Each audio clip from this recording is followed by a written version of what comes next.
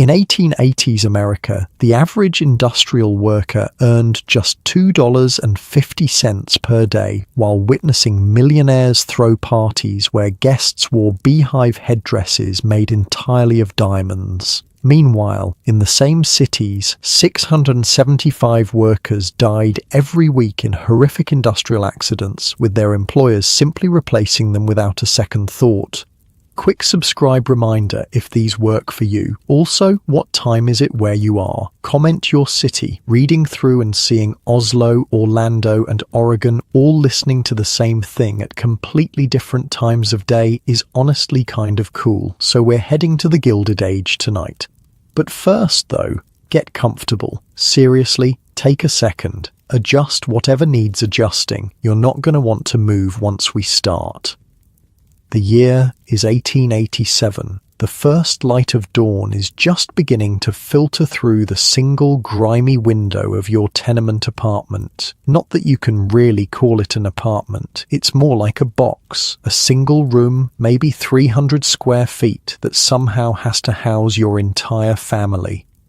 You're waking up to the smell of cabbage from last night's soup still hanging in the air, mixed with something worse, the unmistakable stench of sewage backing up from the single toilet shared by all 20 families on your floor. Your back aches from sleeping on the hard floor. The single mattress is occupied by your parents and 2 youngest siblings, while you and your 3 other siblings make do with blankets on the bare wooden planks. Unlike your cozy bed right now, with its soft mattress and clean sheets, you're lying on rough boards with splinters that catch on your clothes. Every time you shift positions, the entire floor creaks, threatening to wake everyone else. And unlike your quiet bedroom, the walls here are paper thin. You can hear Mr. Kowalski next door coughing up what sounds like a lung. The man works in the coal yard, and his hacking cough has been getting worse for months. Someone's baby is crying 3 doors down. Someone's always crying. You might be thinking, surely this place can't be that bad. But wait till you hear this. In a typical tenement building on New York's Lower East Side, each floor might house 20 families. That's over 100 people sharing a single bathroom, a single water source. Can you imagine waiting in line every morning just to fill a bucket with water so your family could wash their faces? And the buildings themselves. Pure death traps, constructed fast and cheap, with almost no regulations, no fire escapes, narrow hallways, rotting wood. When fires broke out, and they did constantly, families had almost no chance of escape. In 1882, over 35,000 people died in tenement fires alone. That's nearly 100 people every single day, burning to death because some rich landlord didn't want to spend money on basic safety. Your stomach rumbles and you realize you're hungry. Again, you're always hungry these days. Food costs eat up almost all of your family's income. A loaf of bread costs about 5 cents, which doesn't sound like much until you realize your father only makes about $1 a day at the factory. After paying 30 cents a day for this miserable room, there's barely anything left for food, let alone clothing or medicine. Speaking of medicine, your youngest sister has been coughing for weeks, the same cough that killed the Murphy kids down the hall last winter. Tuberculosis. They called it consumption because it literally consumed you from the inside out. 1 in 5 children in these tenements died before their 5th birthday. The grim reality is she probably won't make it to spring. Your mother stirs on the mattress, her body already weary though the day hasn't even begun. She works as a laundress, scrubbing wealthy people's clothes for pennies. Her hands are raw and cracked from the lye soap, red and swollen knuckles that never fully heal. You watch as she quietly gets up, careful not to wake the others. She has to start the day's work before anyone else because the washboard in the hallway is shared by 5 families, and if she doesn't claim it early, she won't get her turn. "You up already?" she whispers, noticing your open eyes. "Couldn't sleep," you mumble. "The Rosenbergs were fighting again." She nods, understanding. "Better get dressed. Factory whistle blows in an hour." You're only 12, but you've been working at the textile mill for 2 years now. Your job is to crawl under the massive looms when threads get tangled or broken, fixing the problem before the foreman notices. Just last week, Sammy from down the block lost 3 fingers when a loom started up while he was under it. The factory owner just docked his pay and told him to be more careful next time. You're terrified every time you have to crawl under those machines, but what choice do you have? Your family needs every penny.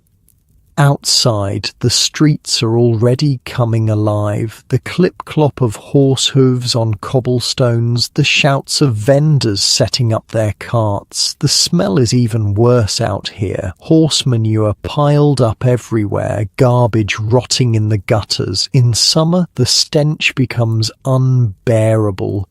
Disease spreads like wildfire. Cholera, typhoid, dysentery. They sweep through these neighborhoods regularly, claiming thousands of lives. You step carefully to avoid the worst of it, making your way toward Grand Street. As you turn the corner, you catch sight of something that makes your breath catch. A gleaming black carriage with gold trim pulled by 4 perfectly matched white horses. The wealthy are heading home after a night of revelry uptown. Through the carriage window, you glimpse a woman in a dress that probably cost more than your family will earn in 5 years. She's wearing diamonds in her hair, around her neck, dripping from her ears. For a brief moment, your eyes meet. There's no recognition there, no acknowledgement. To her, you might as well be invisible. And that's the thing about the Gilded Age. The contrast is everywhere, impossible to ignore. While you're crammed into a single room with 7 other people, the Vanderbilts have just completed their summer cottage in Newport, Rhode Island, a 70-room mansion with gold leaf ceilings and indoor plumbing that cost the equivalent of $300 million in today's money. While your sister slowly dies of a preventable disease, the wealthy are throwing parties where they serve champagne in solid gold goblets and hire orchestras to play while they dine. At one famous party, socialite Alva Vanderbilt spent what would be equivalent to $6 million today on a single night's entertainment. Your stomach growls again, louder this time, and you realize you should have grabbed a piece of bread before leaving, but there might not have been any left. Food runs out quickly in your household, especially toward the end of the week when payday is still days away. The factory looms ahead, a massive brick building belching black smoke into the already hazy sky. Even from here, you can hear the thunderous roar of machinery, hundreds of looms working in concert, producing fabrics that will be turned into fine clothes for people who will never know your name. As you approach, you see other children trudging toward the entrance, some as young as 6 or 7, their small bodies already bent with fatigue. None of you speak. What is there to say? This is life. This is survival. The foreman stands at the door, checking pocket watches against the large clock mounted above the entrance. If you're even 1 minute late, he'll dock your pay. 3 minutes late, and you might lose your job entirely. There's always someone else desperate enough to take your place. "You Jenkins!" he shouts at a boy who can't be more than 8. "You were 2 minutes late yesterday. That's a penny off your day's wage." The boy doesn't protest. No one does. What would be the point? You file inside, the heat and noise immediately enveloping you. The air is thick with cotton fibers that coat your lungs a little more each day. Old-timers at the factory call it white lung. After 10 years or so, it becomes harder and harder to breathe. By 40, most textile workers are dead or dying. You make your way to your station, where the massive iron loom awaits. It stands 3 times your height, a monster of metal and wood and thread. The floor beneath it is stained dark in places, blood from previous accidents that no one bothered to clean properly. Under, the line manager shouts, pointing at a tangle of threads beneath one of the machines. Without hesitation, you drop to your hands and knees and crawl into the narrow space. The machine continues to operate above you, metal parts slamming together inches from your head. One slip, one moment of bad timing, and you could lose a hand, an arm, your life. You've heard stories about what happens to families when their breadwinners are killed or maimed. No compensation, no help, just eviction when they can't pay rent, children sent to orphanages or onto the streets. Your fingers work quickly, untangling the knot of threads, your heart pounding in your chest. Back on Manhattan's Fifth Avenue, just a couple miles from where you're crawling under that loom, Caroline Astor is planning her next grand ball. She's ordering 10,000 exotic butterflies to be released during the evening's festivities. The butterflies cost more than your family will earn in 3 years. This stark inequality isn't just cruel, it's the very definition of the Gilded Age. The term, coined by Mark Twain, refers to something covered in a thin layer of gold to mask what lies beneath. America in the 1880s and 90s was booming with new wealth, new technology, new buildings reaching toward the sky. But beneath that glittering surface was the reality of life for most Americans. Brutal working conditions, grinding poverty, and the daily struggle just to survive. As you finish fixing the tangle and begin to back out from under the loom, you feel a sharp tug on your sleeve. The machine has caught your shirt. Panic floods your system as you frantically pull, feeling the fabric tighten around your arm, drawing you closer to the pounding mechanisms. This is how it happens. This is how children die in these factories every single day. With one desperate yank, you tear free, leaving a piece of your shirt caught in the machine. Your arm is scraped and bleeding, but intact. You're lucky, this time. The line manager glances at your injury with complete indifference. "Get back to work," is all he says. There are no first aid kits here, no medical attention. If you can still work, you work.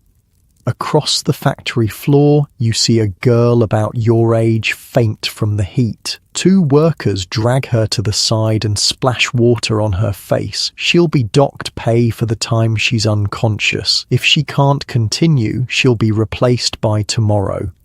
And so the day goes on. 12 hours of constant noise, heat, and danger. No breaks except a 20-minute lunch period where you gulp down the piece of bread and slice of cheese your mother packed for you. Your water comes from a communal bucket that sits in the corner, gathering dust and lint. Sometimes there are things floating in it that you try not to look at too closely. By the time the final whistle blows, your body aches in ways you didn't know were possible. Your lungs burn from the cotton fibers, your back screams from being hunched over all day, your hands are raw from handling rough materials. And for all this, you'll take home about 30 cents if the foreman doesn't find some reason to dock your pay.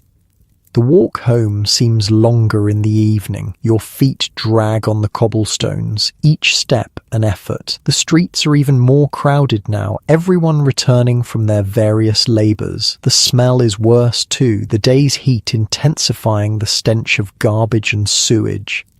As you round the corner to your street, you spot your younger brother sitting on the stoop of your tenement building. He's supposed to be at the glass factory, where he works as a blower's assistant. The fact that he's home can only mean one thing: he's been let go.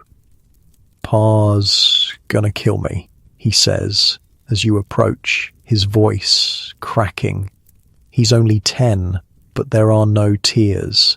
Children in the tenements learn early that crying doesn't help anything. "What happened?" you ask, sitting beside him. "Cut myself on a broken bottle, bled all over the batch. Foreman said I ruined $50 worth of product." He holds up his hand, wrapped in a filthy rag already soaked through with blood. "Said I was careless, said not to come back." Your heart sinks. Your brother's wages, meager as they were, helped put food on the table. Without them, the already thin margin between survival and disaster just got thinner. Inside the building, the narrow hallway is crowded with residents returning from work. The air is thick with cooking smells, cabbage, onions, garlic, and the ever-present undertone of unwashed bodies and sewage. A baby wails somewhere. A couple argues behind a closed door. Normal evening sounds in the tenement. Your apartment is at the end of the hall, one of the worst units in the building because it only has a single window facing an air shaft. Some units have no windows at all, just walls. Imagine living in complete darkness except for the light of a single candle or oil lamp, which you use sparingly because even that small expense adds up. You push open the door to find your mother already at work at the small table that serves as kitchen, dining room, and workstation. She's sewing buttons onto shirts, piecework she brings home to earn extra money after her laundry duties are done. Your father isn't home yet. He works at the ironworks, longer hours than almost anyone. Your mother looks up as you enter, her face lined with exhaustion. Her eyes fall on your brother and the bloody rag around his hand. She doesn't ask what happened. She doesn't need to. Without a word, she sets aside her sewing and goes to him, unwrapping the makeshift bandage to examine the wound. It's deep, the kind that needs stitches, but there's no money for a doctor. Instead, she cleans it as best she can with some of their precious clean water and rebinds it with a strip torn from an old sheet. "You'll have to try the shoe factory tomorrow," she says simply. They're always looking for small hands.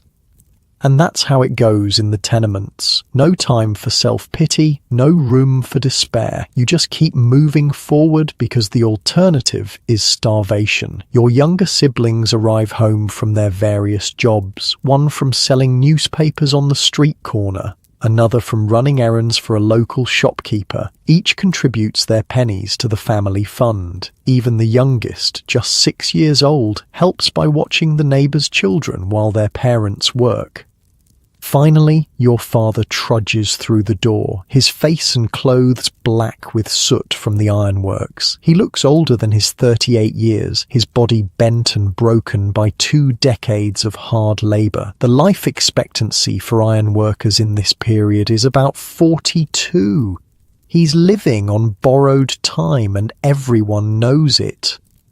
Dinner is a watery soup with cabbage and a few scraps of salt pork stretched to feed 8 people. There's never enough, but no one complains. This is life in the Gilded Age for the working poor, constant hunger punctuated by moments of near starvation.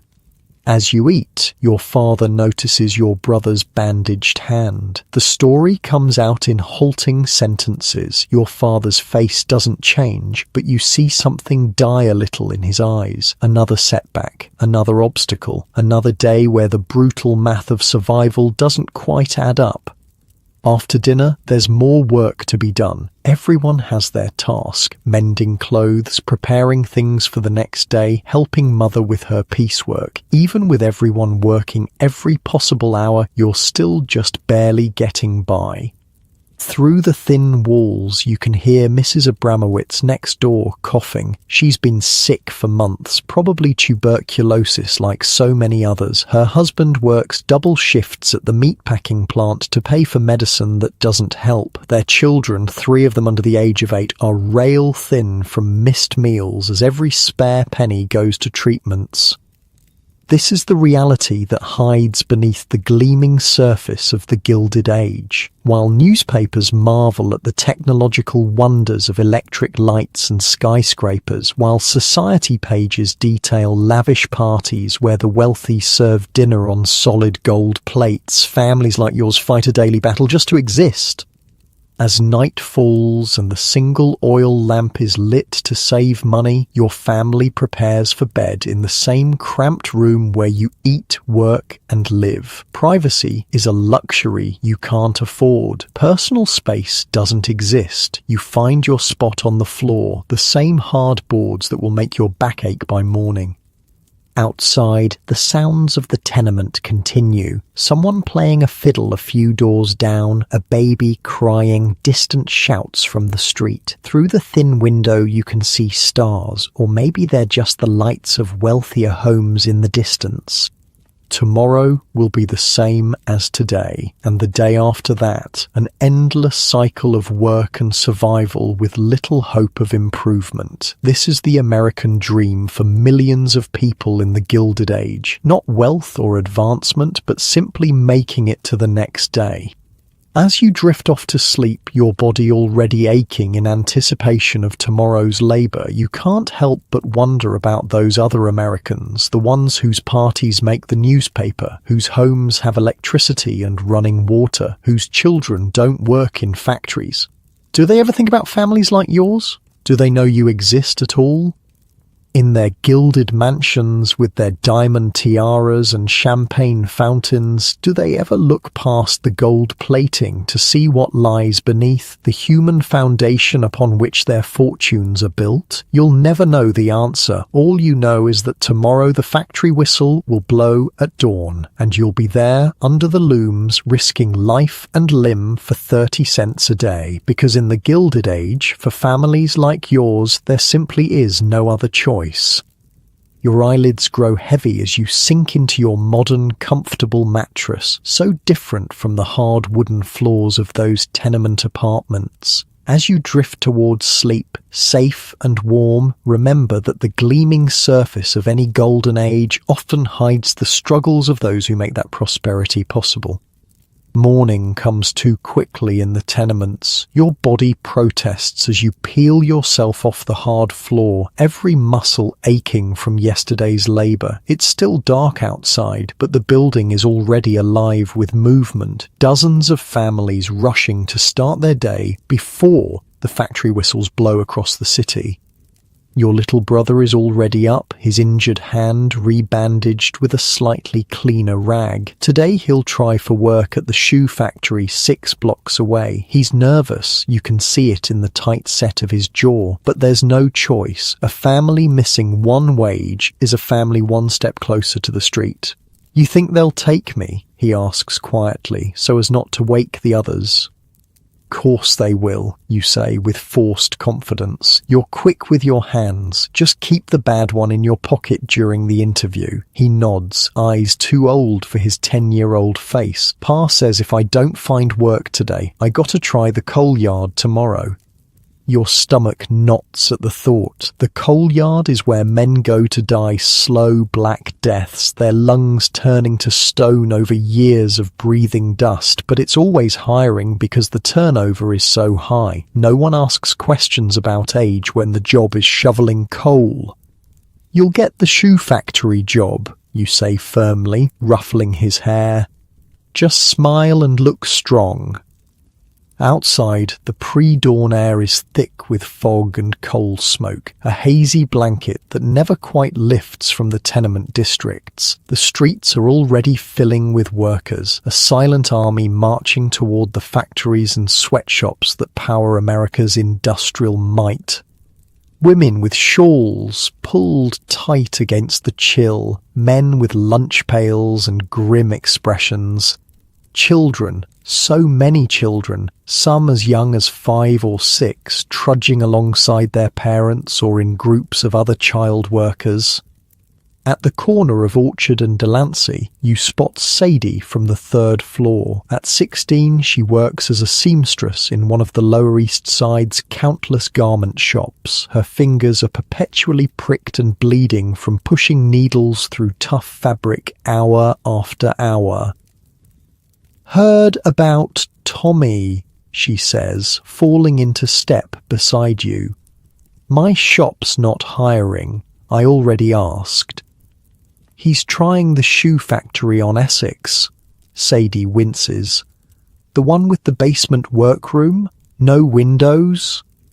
You nod grimly. Working conditions don't get much worse than windowless basements where the air is thick with leather dust and chemical fumes from the glues and dyes. But again, what choice is there? "Hey, did you hear about the Keller place?" Sadie asks, changing the subject. "What about it?"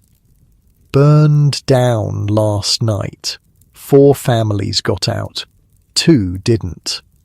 You stop walking for a moment, the news hitting you like a physical blow. Fire is every tenement dweller's nightmare. The buildings are perfect kindling, dried wood, overcrowded, with few exits and no safety measures. Once a fire starts, it spreads like, well, wildfire. "Jesus," you mutter. "Anyone we know?" "The Russos, I think, and the O'Malleys." The O'Malleys lived directly above your family for 3 years before moving to the Keller building. 5 children. The youngest was just born last spring. "All of them?" you ask, afraid to hear the answer. Sadie shrugs, but her eyes are damp. "Don't know yet. They're still finding bodies." That's how it goes in the tenements. Death is a constant companion, visiting so frequently that you almost become numb to it. Almost, but never quite. You part ways with Sadie at Canal Street, her heading to the garment district, you continuing toward the textile mill. The city is coming alive now, street vendors setting up their carts, shop owners sweeping their storefronts. The contrast between the commercial streets and the tenement blocks is striking. Here there's colour, noise, a semblance of prosperity. As you pass a newsstand, the headlines scream about another millionaire's newest purchase, a yacht that cost more than every building on your block combined. Next to it, a smaller headline notes that 6 children died yesterday in a factory accident upstate. The juxtaposition doesn't seem to bother anyone but you. The mill looms ahead, belching black smoke into the morning sky. The night shift is just ending as you arrive, workers streaming out with hollow eyes and slumped shoulders. They look like ghosts, pale and insubstantial in the growing light. You try not to think about how you'll look the same way 12 hours from now. Inside, the noise hits you like a physical force. Hundreds of looms clacking and slamming, the hiss of steam engines, the shouts of floor managers trying to be heard above the din. The air is thick with cotton fibres that dance in the shafts of morning light streaming through the high windows. It looks almost beautiful until you cough and taste the fibres coating your throat. Under. The familiar command comes before you've even reached your station. You drop to your knees and crawl beneath the nearest loom, where a tangle of threads has halted production. The floor is sticky with oil and sweat. Above you, metal parts slam together rhythmically, each impact sending vibrations through the wooden frame.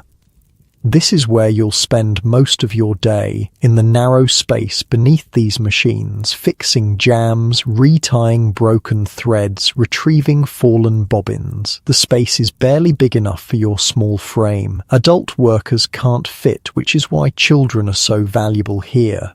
Your small hands can reach places no one else can access. It's also why so many children lose those hands, or arms, or lives. 3 looms down, you spot Ellie, a 7-year-old who started last month. She's tiny even for her age, malnourished like most tenement children. The overseer especially likes using her for the tightest spaces. As you watch, She squeezes into a gap that can't be more than 8 inches wide, her small body disappearing almost entirely beneath the thundering machine. "She won't last a month," mutters Daniel, a 13-year-old who works the same row as you. Too small, too slow. He doesn't mean she'll be fired, he means she'll be mangled or crushed. It's a cold assessment, but not inaccurate. The youngest and smallest are always the most vulnerable. Their reflexes aren't quick enough, their judgment not developed enough to recognize danger until it's too late. You finish the repair and scramble out, only to be immediately directed to another jammed loom, and so the day goes. A constant cycle of crawling into danger, working as fast as possible, then moving to the next crisis. There are no breaks except for a 20-minute lunch period. No rest. No respite from the noise and heat and dust. Around midday, it happens. A scream cuts through even the thunderous noise of the mill floor. Everyone freezes for just a second. Workers, floor managers, even the mill owner who happens to be touring the facility with potential investors. 10-year-old Samuel, who works 3 rows over, got his arm caught in a loom. From where you stand, you can see the blood spattering the white cotton. Hear his shrieks as workers rush to shut down the machine. By the time they extract him, the arm is mangled beyond recognition, bone visible through torn flesh. The mill owner, Mr. Harrison, a man who lives in a mansion on 5th Avenue and has never worked a day of physical labor in his life, looks momentarily disturbed. Then he turns to his guests with an apologetic smile. "These accidents, regrettable as they are, represent only a small percentage of our operations," he says smoothly. "The boy will be compensated, of course." That's a lie. Samuel will receive nothing. By tomorrow, another child will be working his station, and in a week, few will even remember what happened. This is the reality of factory work in the Gilded Age. Human beings are as disposable as the cotton fed into the machines. The investors nod, satisfied, and continue their tour, stepping carefully around the blood still pooling on the floor. No one has taken Samuel to a doctor. He sits in the corner, a rag pressed to what's left of his arm, shock keeping him silent now. At the end of the day, someone will help him home. His family will do what they can, which isn't much. If infection sets in, and it probably will, he'll likely die within weeks. And you? You go back to work. What else can you do? Protest? Walk out? There are 100 desperate children waiting to take your place. Your family needs your 30 cents a day, so you swallow your horror and crawl back under the loom, trying not to think about Samuel's arm or how easily it could have been yours. Lunch comes, stale bread and a small piece of cheese you've been saving all morning. You eat quickly, knowing every minute spent not working is a minute wasted. Around you, other children do the same, some sharing meager meals with siblings or friends, others making do with nothing but a drink from the communal water bucket. You wonder how your brother is faring at the shoe factory. Did they hire him? Is he already hunched over a workbench in some airless basement? Or is he being turned away, told to try the coal yard where life expectancy is measured in months rather than years? The afternoon drags on, hotter and more suffocating than the morning. The cotton dust seems thicker, the air harder to breathe. Your hands are raw from handling rough materials all day, small cuts stinging with sweat, but you keep working because stopping isn't an option. At one point, Mr. Fleming, the floor manager, comes by to check your work. He's a hard man with permanently furrowed brows and hands like granite from 20 years on the mill floor before being promoted. "Faster," is all he says, watching you retie a complex knot of threads. 2 minutes per repair, no more. "Yes, sir," you mumble, fingers working frantically. He stands over you, pocket watch in hand, timing your progress. When you finish a few seconds over his limit, He makes a note in his book. You know what that means. A penny off today's wages. These small deductions add up quickly, engineered to keep workers perpetually in debt to the company. My sister's sick, you say suddenly, surprising even yourself. Consumption, doctor costs money. Fleming's face doesn't change. Work faster then, he says simply, and moves on to terrorize the next child. Across the factory floor, through gaps in the machinery, you catch glimpses of the other workers, women at spinning frames, men operating the largest looms, children scurrying beneath it all like mice. Everyone looks exhausted, faces blank, with the special kind of fatigue that comes from repeating the same movements hour after hour, day after day, year after year.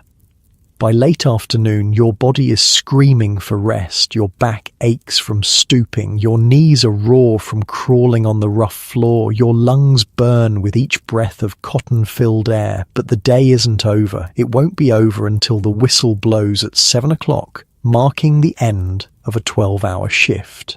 "Hey, you hear about the strike uptown?" Daniel whispers during a rare moment when you're both between tasks. "What strike?" The iron workers, walking out tomorrow, demanding 10-hour days and safety rails on the high beams. Your father works at that ironworks. He hasn't mentioned any strike. They'll just bring in scabs, you say, using the term for replacement workers who cross picket lines. Always do.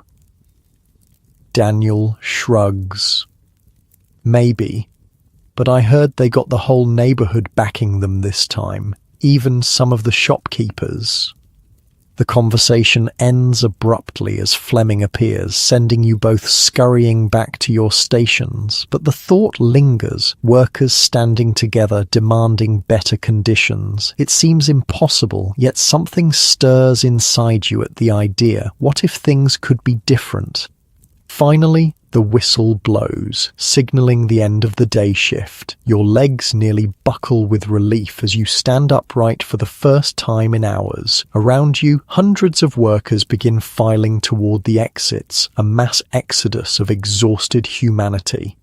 Outside, dusk is falling, the streets taking on the blue-grey hue of evening. Your body moves on autopilot, following the familiar route home through neighborhoods that grow progressively more crowded and run down the closer you get to your tenement. At the corner of Eldridge and Stanton, you spot a familiar figure, your brother, sitting on a crate outside Goldstein's bakery. Your heart sinks. If he were working, he'd still be at the factory.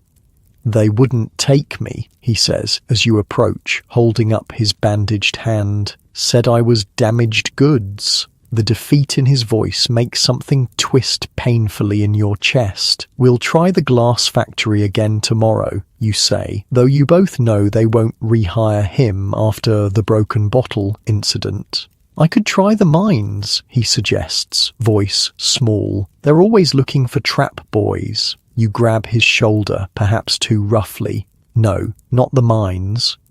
Trap boys work in the deepest, darkest parts of coal mines, sitting alone in the blackness for 12-hour shifts, opening and closing ventilation doors when they hear carts approaching. Many go blind from the constant darkness. Others are crushed when support beams fail. Some simply disappear. Their bodies never recovered from collapsed tunnels. "We'll figure something out," you promise, though you have no idea what. When you arrive home, the apartment is empty except for your youngest sister, who sits listlessly on the mattress, her cheeks flushed with fever. The consumption is getting worse. You wet a rag with precious clean water and place it on her forehead, murmuring reassurances you don't believe. Your mother returns an hour later, arms laden with other people's laundry, extra work she's taken on to make up for your brother's lost wages. Her hands are red and cracked from lye soap, bleeding in places where the skin has split from constant exposure to harsh chemicals. "Any luck?" she asks. Your brother, though his presence at home answers the question. He shakes his head. unable to meet her eyes. She sighs, setting down the laundry bundle. Your father heard of something at the glassworks, not on the floor, but in the yard, sorting broken pieces for remelting. It's half what you made before, but it's something. Your brother nods, relief and disappointment warring on his face. It's dangerous work. Glass cuts can lead to infections that kill as surely as any machine accident, but at least it's income. Your father arrives later, covered in iron dust and moving like a man twice his age. He says nothing about the strike Daniel mentioned, just sinks onto a chair and accepts the bowl of thin soup your mother places before him. After a few spoonfuls, he notices your brother. "They didn't take you," he states flatly.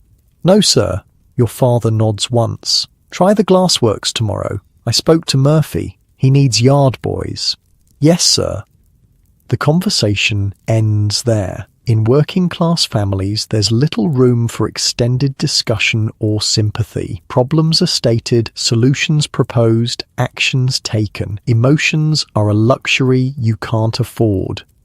After dinner, such as it is, everyone tackles their evening chores. Your mother sets up her mending station, preparing to work late into the night on garments that pay a few pennies each. Your older sister arrives from her job at the canning factory, fingers stained and blistered from handling hot tins all day. She immediately takes over caring for the sick child, applying poultices and measuring out the cheap medicine that probably does more harm than good. Your father sits at the table, meticulously repairing his work boots with scraps of leather salvaged from the factory floor. Each pair has to last at least a year, preferably 2. New boots would cost a week's wages, an impossible expense.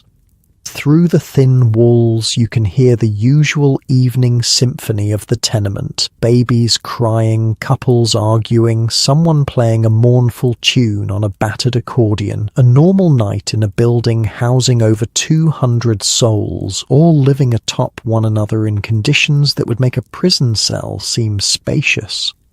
As you help your mother with the laundry, something catches your eye outside the single window, a glow in the sky, bright orange against the darkening blue. Another fire somewhere in the warren of tenements that make up the Lower East Side. Another night when families will lose everything, when children might be orphaned or burned alive because landlords won't install fire escapes.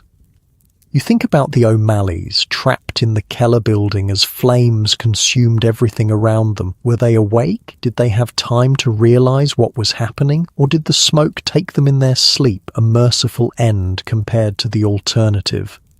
These thoughts keep you company as you finish your chores and prepare for bed, claiming your spot on the hard floor. Tomorrow will bring another 12 hours at the mill, another day of crawling beneath thundering machines that could snatch away your fingers, your arm, your life in an instant. Another day of watching children like Samuel pay the price for America's industrial might. As your eyes grow heavy, you wonder about the future. Will things always be this way? Will your children, if you survive long enough to have any, face the same brutal conditions, the same daily fight for survival? Or is there hope for something better? Some distant day when workers aren't treated as disposable parts in a vast industrial machine? The strike Daniel mentioned flickers in your mind, workers standing together, demanding change. It seems like a dream, impossible in the face of the overwhelming power held by factory owners and their political allies. Yet something about it calls to you, a fragile spark of possibility in an otherwise bleak landscape. You drift off to sleep with that spark still glimmering faintly, a tiny light against the darkness of industrial America. Outside, the glow of the tenement fire continues to colour the night sky, a reminder of how quickly everything can be lost in the Gilded Age. As you lie in your comfortable modern bed, so different from the hard floors of those tenement apartments, consider how many of our basic protections, minimum wage, child labor laws, workplace safety regulations, didn't exist for these families. Their suffering and eventual organizing help create the standards we now take for granted, paid for with countless lives lost to unsafe conditions and brutal labor practices during America's rapid industrialization. While millions struggled in urban tenements, a different kind of hardship was unfolding across America's vast farmlands. Let's shift our gaze westward, away from the crowded streets of New York to the open plains of Kansas, where the challenges were just as brutal but wore a different face. Dawn breaks harsh and unforgiving over the prairie farmhouse. Unlike the dim morning light filtering through tenement windows, here the sun arrives with blinding intensity, already hot though it's barely cleared the horizon. You've been awake for an hour already, feeding chickens and milking the cow before the day's real work begins. The farmhouse is simple. 2 rooms downstairs, a sleeping loft above. It's not much, but compared to a tenement apartment, it feels like a palace. Space is the one luxury farm families have in abundance. Everything else, money, food security, protection from the elements, is just as precarious as for their urban counterparts. You splash water on your face from the basin on the porch. The water comes from the well you dug by hand 3 years ago, 60 feet down to hit the water table. Every drop is carried up in buckets, making it precious in ways city dwellers with access to public pumps might not understand. Your father is already in the fields, a distant figure against the endless horizon. He's been checking the wheat, looking for signs of the rust disease that destroyed half your crop last year. From his slumped shoulders as he returns to the house, you can tell the news isn't good. "Grasshoppers," he says simply, dropping heavily onto the porch step beside you. "Western edge of the field. Thousands of them." Your stomach knots with dread. A grasshopper plague can strip a field bare in days. 2 years ago, swarms so thick they blotted out the sun, devoured every green thing for miles. Crops, grass, leaves on trees, even the clothes hanging on lines. People found them in their hair, their mouths, their beds. The memory still haunts your dreams. "How bad?" you ask, afraid to hear the answer. "Bad enough. We'll lose that section for sure." He rubs his weathered face with calloused hands. At 45, he looks 60, aged prematurely by sun and worry. Might still save the rest if we act fast. And just like that, the day's plans change. Instead of repairing the barn roof, you'll spend hours frantically digging trenches and lighting smoky fires to drive back the insects. It probably won't work. Nothing really stops a determined grasshopper swarm, but you have to try. That wheat represents everything. Next year's seed, this year's loan payments, food for the winter, shoes for your younger siblings. Your mother appears in the doorway, wiping her hands on her apron. Like your father, she's aged beyond her years. At 39, her once auburn hair is streaked with grey, her face lined from squinting into prairie winds and worrying about crop prices. "Grasshoppers again?" she asks, having overheard. When your father nods, she just sighs. "I'll get the kerosene for the trenches. Sarah, put on the big pot and start soaking beans. We'll need to feed everyone at midday." No one panics, no one cries. Farm families face disaster with the same stoic resignation as their urban counterparts. Natural calamities are just part of life. Drought, floods, blizzards, insect plagues. You endure what comes because there's no alternative. Within an hour, everyone is mobilized. Your younger brothers run between house and field carrying water and supplies. Your sisters prepare food and gather kerosene-soaked rags. Even Grandpa, whose arthritis barely lets him walk most days, sits on a stool sharpening shovels and hoes for the trench digging. The summer sun climbs higher, baking the prairie. By mid-morning, it's nearly 100 degrees. The air so dry, it sucks moisture from your skin. Sweat evaporates almost instantly, leaving salt crusts on your clothes. You dig until your blisters form, then break, then bleed. Still, you keep digging. This is farm life in the 1880s, constant physical labour from dawn till dusk. Your body is a tool, and like any tool, it wears down with use. By 30, most farmers have permanently damaged backs, arthritic joints, hernias from lifting too much weight. But you can't stop. The land demands its due.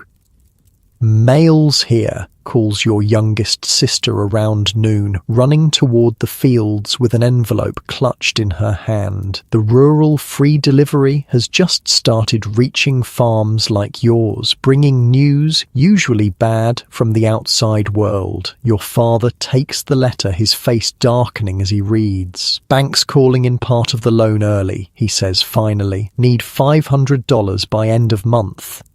$500 might as well be $5 million. Last year's wheat sold for 63 cents a bushel, down from nearly $1 5 years ago. Corn prices have fallen even more dramatically. The money from your entire harvest won't cover this loan payment, let alone provide for the family's needs through winter.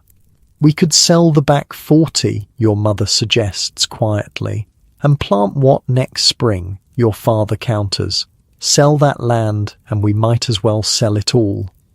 This is the invisible adversary that haunts farm families throughout the Gilded Age, crushing debt. While urban workers struggle with immediate survival from one day to the next, farmers face a slower, more insidious form of economic strangulation. It wasn't always this way. After the Civil War, the government encouraged westward expansion. Promises of free land under the Homestead Act drew thousands of families to stake claims on the frontier. Banks offered easy credit for equipment and seed. Railroad companies painted rosy pictures of fertile lands and ready markets. What no one mentioned was how the system was rigged against small farmers from the start. The railroads charged exorbitant rates to ship crops to market. Banks set impossible terms on loans. And as more land came under cultivation, both in America and globally, crop prices began a decades-long decline that pushed families like yours to the brink of ruin. "Could try for work at the Jensen place," you suggest. "They're looking for harvest help." Your father's jaw tightens. The Jensens used to be small farmers like yourselves until last year when they lost their land to the bank. Now they manage a massive operation owned by Eastern investors who never set foot on the property. Working there would feel like a surrender, an admission that the independent family farm might be dying. "We'll keep what we've got," he says firmly. "I'll ride to town tomorrow, talk to the bank manager." Everyone knows it won't help. The bank manager is just an employee, following orders from the main office in Chicago or New York. The invisible hand of Eastern capital reaches even here to the remotest homestead on the Kansas prairie. After a quick meal of beans and cornbread, it's back to the fields. The grasshoppers are advancing despite your trenches and fires. By sundown, they've consumed nearly 5 acres of wheat. It could have been worse. A full swarm would have taken everything, but it's still a devastating blow. As darkness falls, you trudge back to the house, muscles screaming from hours of digging and hauling water. There's no rest yet, though. Animals need feeding, eggs need collecting, repairs need making, while there's still enough light to see.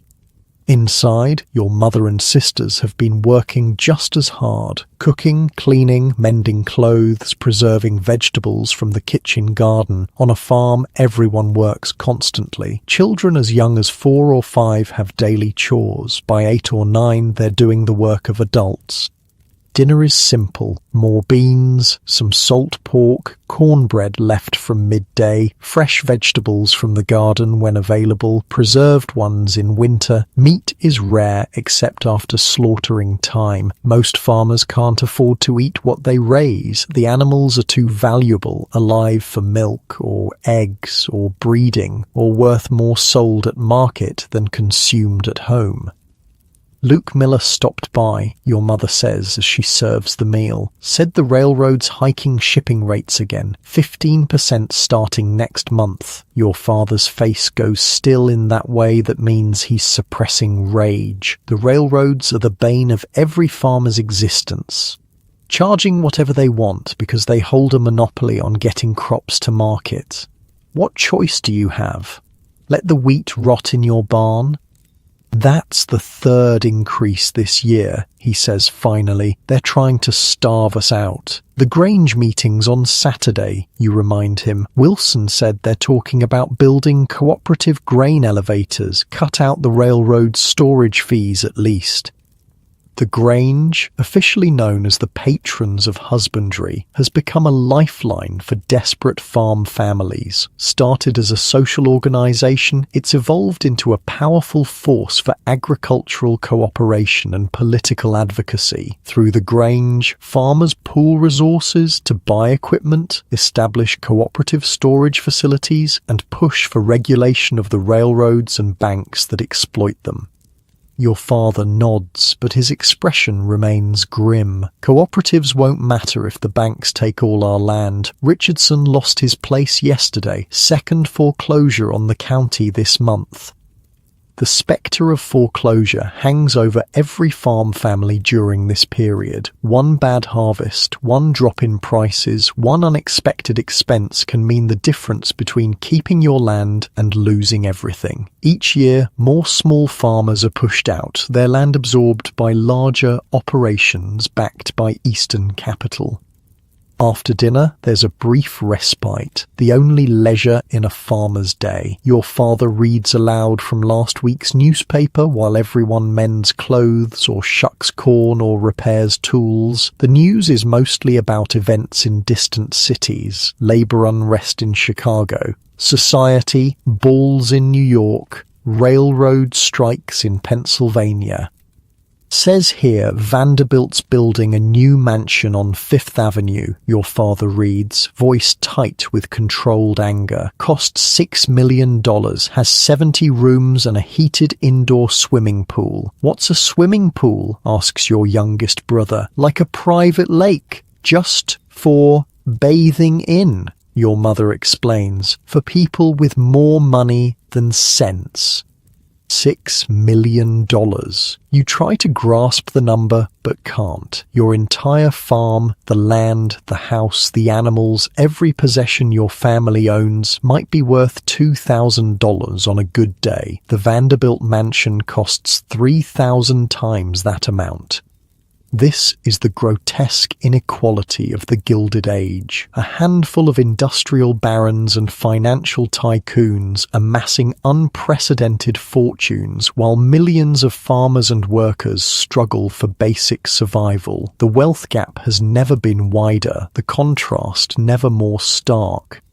Your father continues reading. More bank failures in the East, rumours of another economic panic brewing. The fragility of the entire financial system affects farmers acutely. When urban banks collapse, rural credit dries up. When factories close, demand for agricultural products falls. The fate of your isolated farmstead is tied to economic forces operating thousands of miles away, controlled by men who wouldn't recognize a wheat field if they fell face first into one.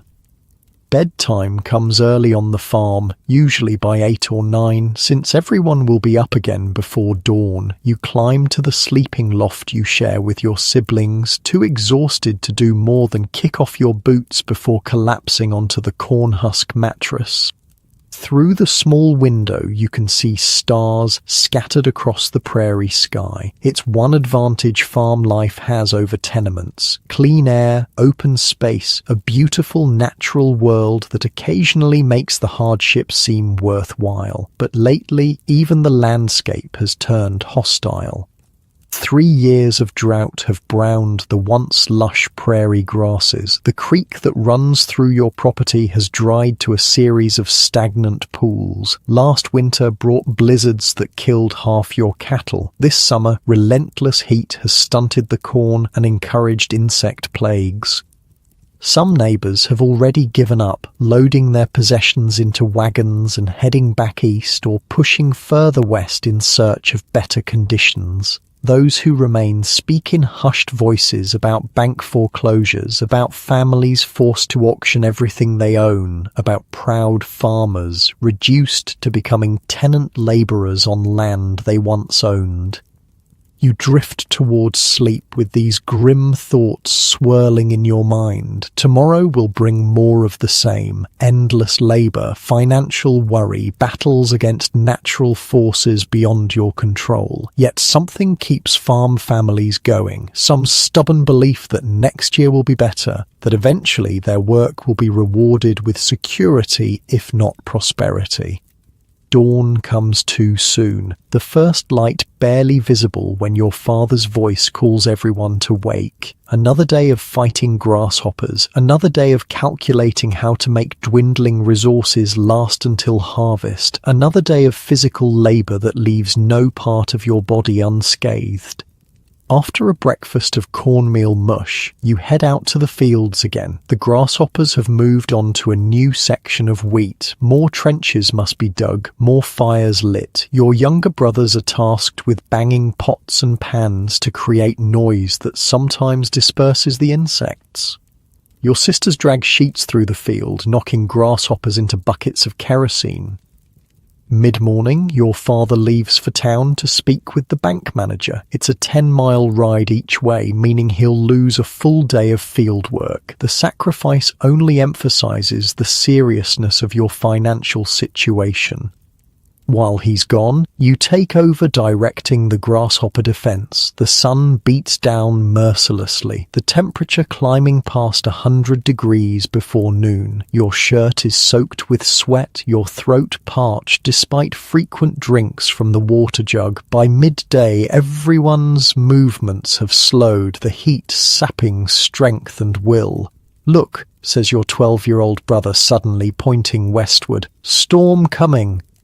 A dark line has appeared on the horizon, a bank of clouds moving rapidly toward the farm. In the arid plains, storms can form with frightening speed, turning from clear skies to biblical deluge in minutes. This one looks particularly ominous, the clouds tinged green, a sign of possible hail.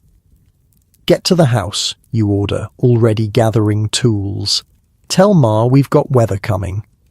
Everyone moves with practiced urgency. Livestock needs to be secured, windows shuttered, anything loose tied down or brought inside. A bad storm can destroy as much as any grasshopper swarm, flattening crops, killing animals, damaging buildings, even injuring people caught outdoors. By the time you reach the farmyard, the wind has picked up dramatically, carrying dust and debris. The chickens sense the approaching storm and scatter, making your sister's job of herding them into the coop twice as difficult. Your mother appears on the porch, already battening down shutters with methodical efficiency. "Get the horse," she calls to you. "Your father's still out there." The thought of being caught on the open prairie during a severe storm chills your blood. You race to the barn, saddle the spare horse, and are about to ride out when your mother stops you. "Take the cellar rope," she says, handing you a coiled length. "Tie it to your waist. If the visibility goes, you follow it back." The technique has saved many lives during prairie blizzards when swirling snow makes it impossible to see more than a few feet. You loop the rope around your waist, tie the other end to the porch post, and kick the horse into a gallop toward town. The storm catches you about 3 miles out. One moment you're riding under threatening skies, the next you're in the midst of howling wind and stinging dust. The visibility drops to near zero as topsoil, loosened by years of drought and ploughing, lifts into the air in choking clouds. You pull your bandana over your nose and mouth, but it does little good. Dust infiltrates everything. Your clothes, your hair, your lungs. Each breath feels like inhaling sandpaper. The horse balks, confused and frightened by the sudden darkness and noise. Through gaps in the dust cloud, you catch glimpses of the road, enough to keep moving forward. The thought of your father out here somewhere, possibly disoriented or injured, drives you onward despite the danger. About 5 miles from home, you spot a figure stumbling along the roadside. Not your father, but 10-year-old Billy Cooper from a neighboring farm. His clothes are torn, his face streaked with dirt and blood from numerous small cuts. "Twister," he screams when he sees you, voice barely audible above the wind. "Hit our place, Mars, trapped." You haul him onto the horse behind you without hesitation. The Cooper farm is only half a mile off the main road, and whatever has happened there is clearly dire. Your father will have to wait. The scene at the Cooper place stops your heart. Where a humble farmhouse once stood, there's now only splintered wood and scattered belongings. A tornado has touched down, cutting a path of destruction through the property before lifting back into the clouds. The barn is gone entirely. A wagon lies upside down 50 yards from where it was parked. Chickens and ducks wander aimlessly, somehow spared while heavier structures were destroyed. Billy slides off the horse and runs toward the wreckage, pointing frantically. There under the roof, you see it then, a section of the house roof lying flat on the ground, and beneath it, movement. Sarah Cooper, Billy's mother, is pinned under the heavy timbers, only her arm visible as she waves weakly for help. Together, you and Billy struggle to lift the roof section. It's impossibly heavy, designed to withstand prairie winds and winter snow loads. You strain until your muscles scream, gaining perhaps an inch of clearance. "Lever," you gasp, looking around desperately for something to use.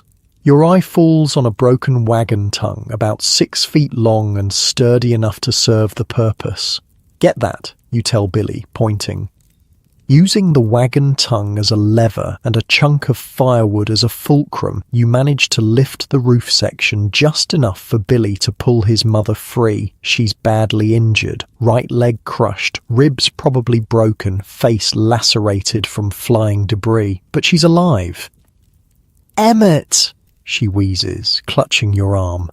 "My husband. He was in the barn." The implications hit you like a physical blow. The barn is completely gone, its contents scattered across acres of prairie. If Mr. Cooper was inside when the tornado hit, his chances of survival are virtually nil. Sure enough, a grim search finds Emmett Cooper's body nearly 200 yards from where the barn stood, broken and lifeless amid the twisted wreckage of his farm equipment. Billy's anguished cries cut through even the howling wind as he collapses beside his father's remains. This is another reality of farm life in the Gilded Age, the constant proximity to sudden death, without hospitals, without telephones to call for help, without neighbours close enough to offer immediate assistance. Any accident or natural disaster can quickly become fatal. The independence that draws people to farming comes with profound isolation when tragedy strikes. You help Billy fashion a travois to transport his injured mother. The nearest doctor is in town, 8 miles away. With the storm still raging and Mrs. Cooper's injuries severe, it's a journey that might kill her, but staying means certain death. I'll find my father, you promise Billy as you secure his mother to the makeshift stretcher. He'll bring the wagon, get her to the road and wait there. Back on your horse, you continue toward town, following the road by instinct more than sight as the dust storm intensifies. The rope around your waist is your lifeline, the only guarantee you can find your way home if conditions worsen. Luck is with you. About 2 miles further, you encounter your father already returning from town, his wagon providing some protection from the storm. His face, when you explain what's happened at the Cooper place, goes ashen beneath its coating of dust. Take the wagon, he orders, already climbing down. I'll ride back. Get them to Doc Miller fast as you can. You pass Billy and his mother on the road minutes later, loading them carefully into the wagon bed. Mrs. Cooper has lost consciousness, her breathing shallow and labored. The race to town becomes a desperate gamble, balancing the need for speed against the risk of jolting her already severe injuries. The dust storm begins to abate as you near town, the green-tinged clouds moving eastward across the prairie. By the time you reach the doctor's house on the outskirts of Marshall, the air is clearing, though the aftermath of the storm, drifts of dust against buildings, uprooted trees, damaged roofs, is evident everywhere. Doc Miller takes one look at Mrs. Cooper, and his expression tells you everything. He'll do what he can, but with injuries this severe, in an era before antibiotics or modern surgical techniques, her chances are slim. As for Billy, he's just become half-orphaned, with the prospect of full orphanhood looming. At 10 years old, he faces either the county poor farm or being farmed out to relatives who may or may not want another mouth to feed.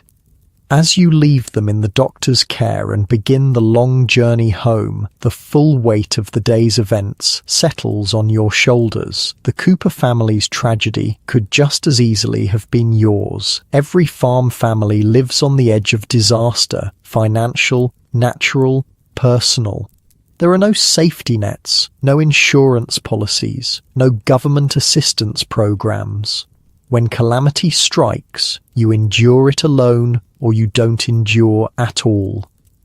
The sun is setting by the time you return to your farm, casting long shadows across fields partly ravaged by grasshoppers, partly flattened by wind. Your father has rounded up the livestock and secured what he could, but there's clearly significant damage to crops and outbuildings.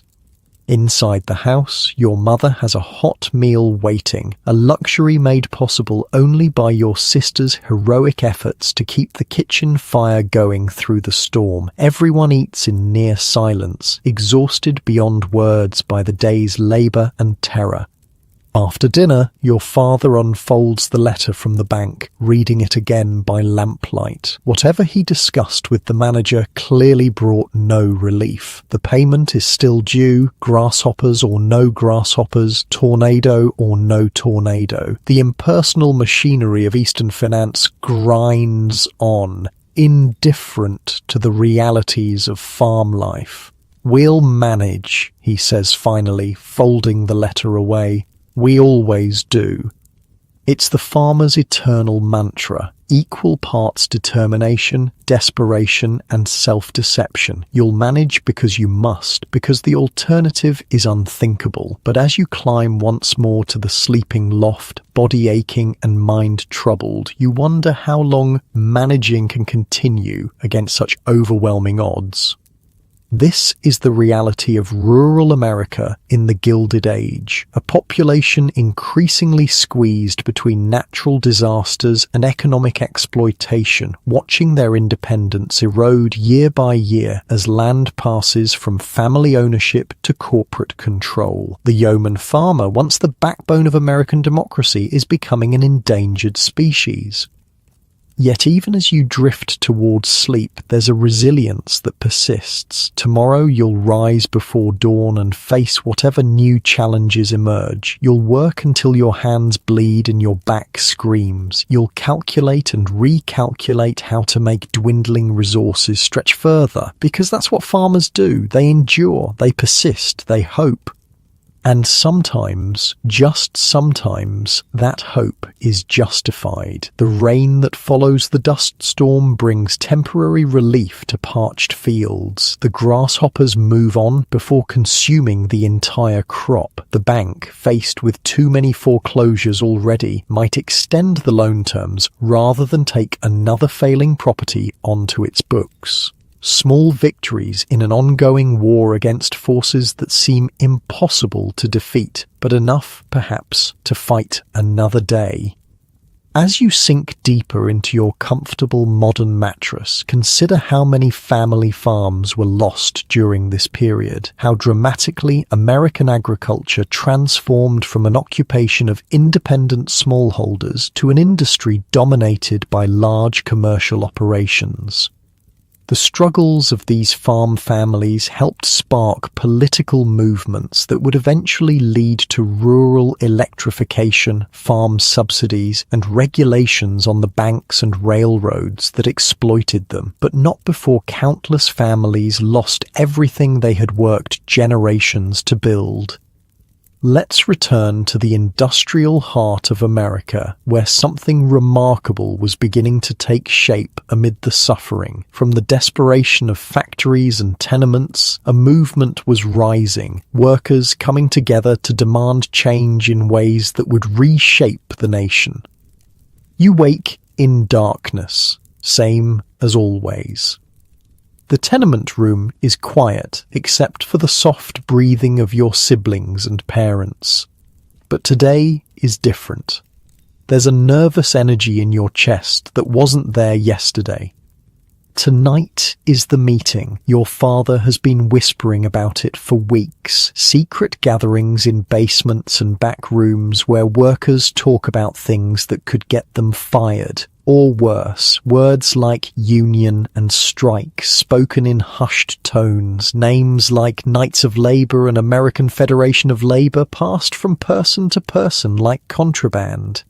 "You're old enough," your father had said last night, his voice barely audible over the ambient noise of the tenement. "Time you understood what we're fighting for. At 13, you're considered practically an adult in working-class families. You've been contributing to the household income for years already. Why shouldn't you join the struggle to improve conditions?"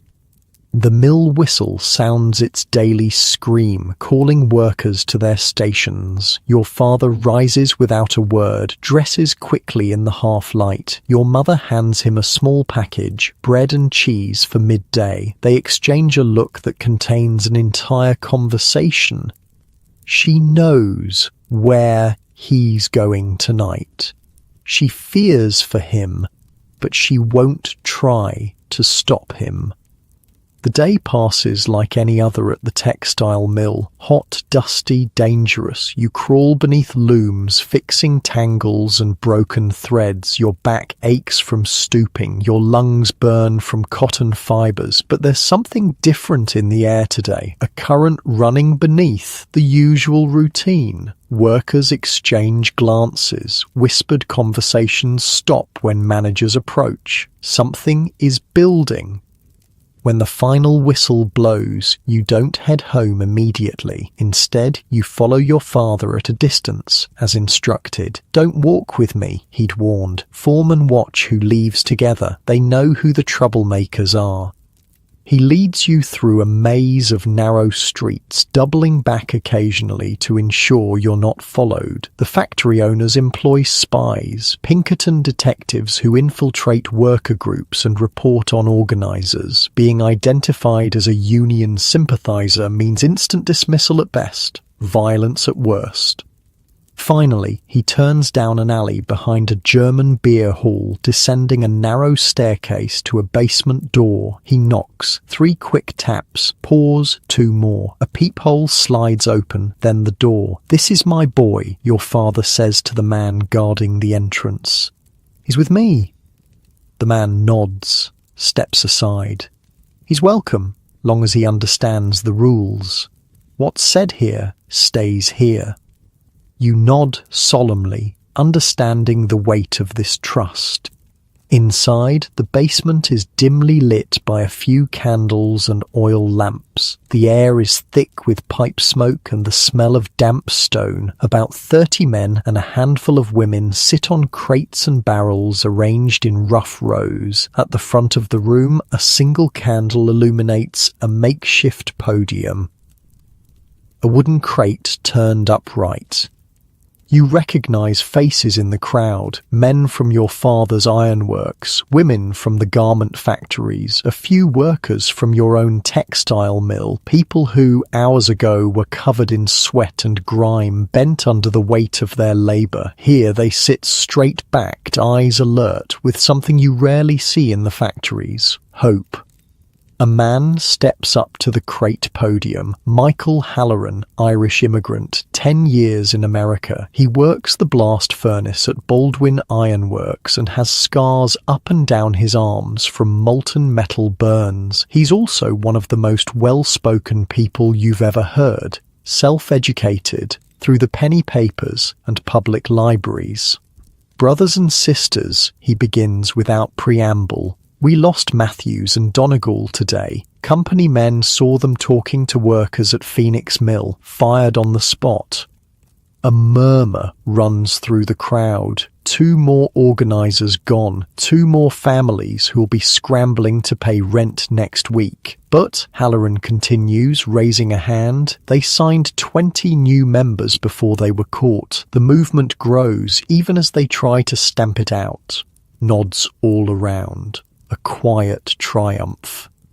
Now to business. The committee met with representatives from 3 more factories yesterday. We're approaching 500 committed members in this district alone. Pittsburgh reports over 1,000. Chicago, nearly 2,000. He pauses, letting the numbers sink in.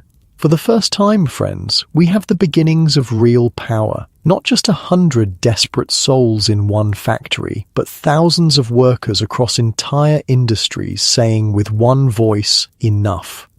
"What about the Pinkertons?" calls a voice from the back. "Harrison's bringing in 50 more next week. Armed to the teeth, I heard." Halloran's face darkens. The Pinkerton Detective Agency serves as a private army for factory owners, breaking strikes, infiltrating unions, sometimes provoking violence that gives police an excuse to arrest organizers. They're ruthless, well-paid, and enjoy virtual immunity from local laws.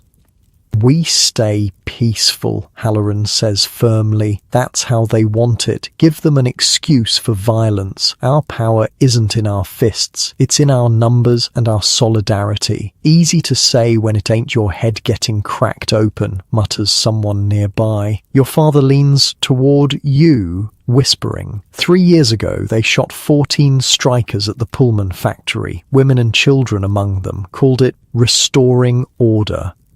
This is the reality of labor organizing in the Gilded Age, a dangerous game where the odds are stacked against workers. Factory owners have the police, the courts, the newspapers, and private armies on their side. Workers have only their numbers and the economic pressure they can create by withholding labor.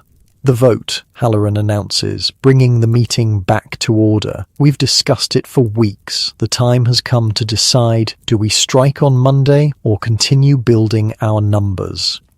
A tense silence falls over the basement. Striking means risking everything. Jobs, homes, physical safety. Some won't survive the hardship that follows. Yet continuing under current conditions means watching more workers die from exhaustion, accidents, and preventable disease.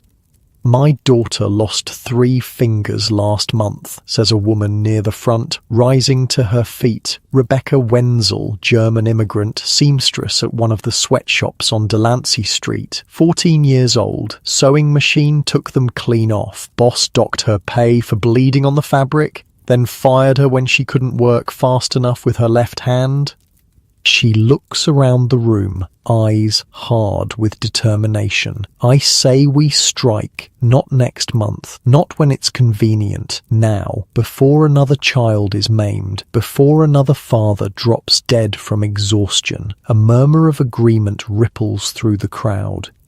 My boy died in the mines, adds an older man with a heavy Welsh accent. 11 years old, crushed when a support beam gave way. Company man said it was his own fault for not seeing the danger. Offered me $1 for burial expenses and told me to be grateful. More voices join in. Stories of exploitation, injury, death. The temperature in the room rises with each account. These aren't abstract principles being debated. They're lived experiences, wounds still raw and bleeding.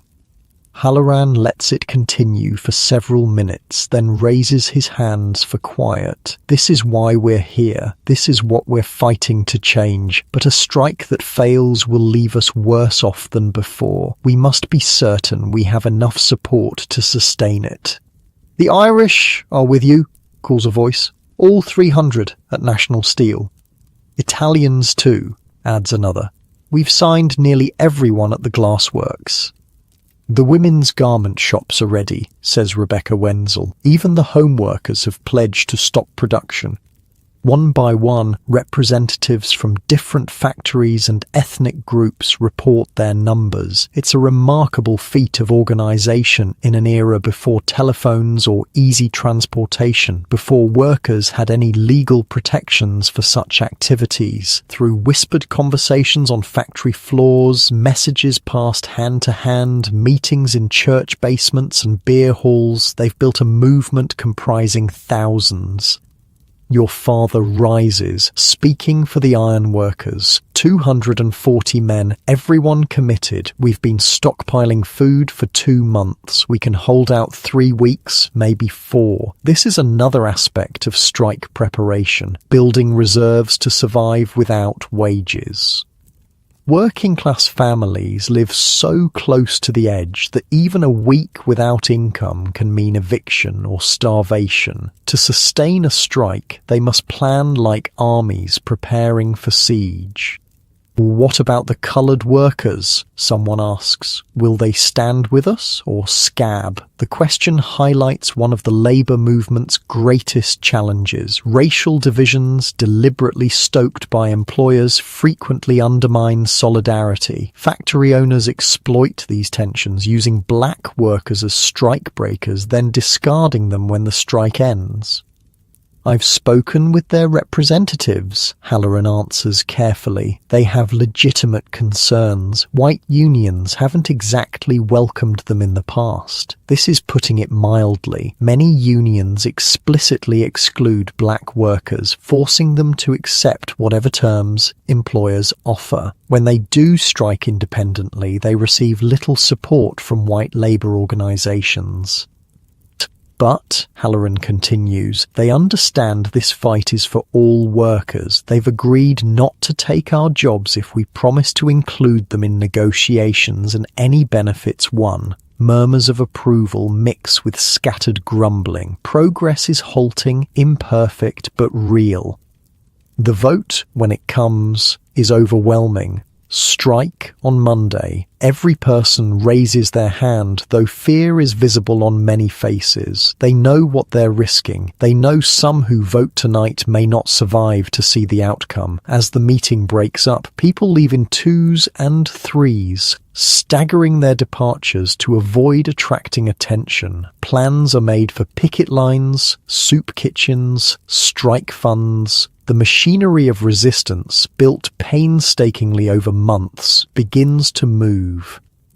Outside, the night air feels electric. Your father walks beside you now, no longer concerned about being seen together. That secrecy belongs to the time before decision, before commitment. Now they've chosen their path. Are you scared? You ask him, voicing the question that's been building inside you all evening.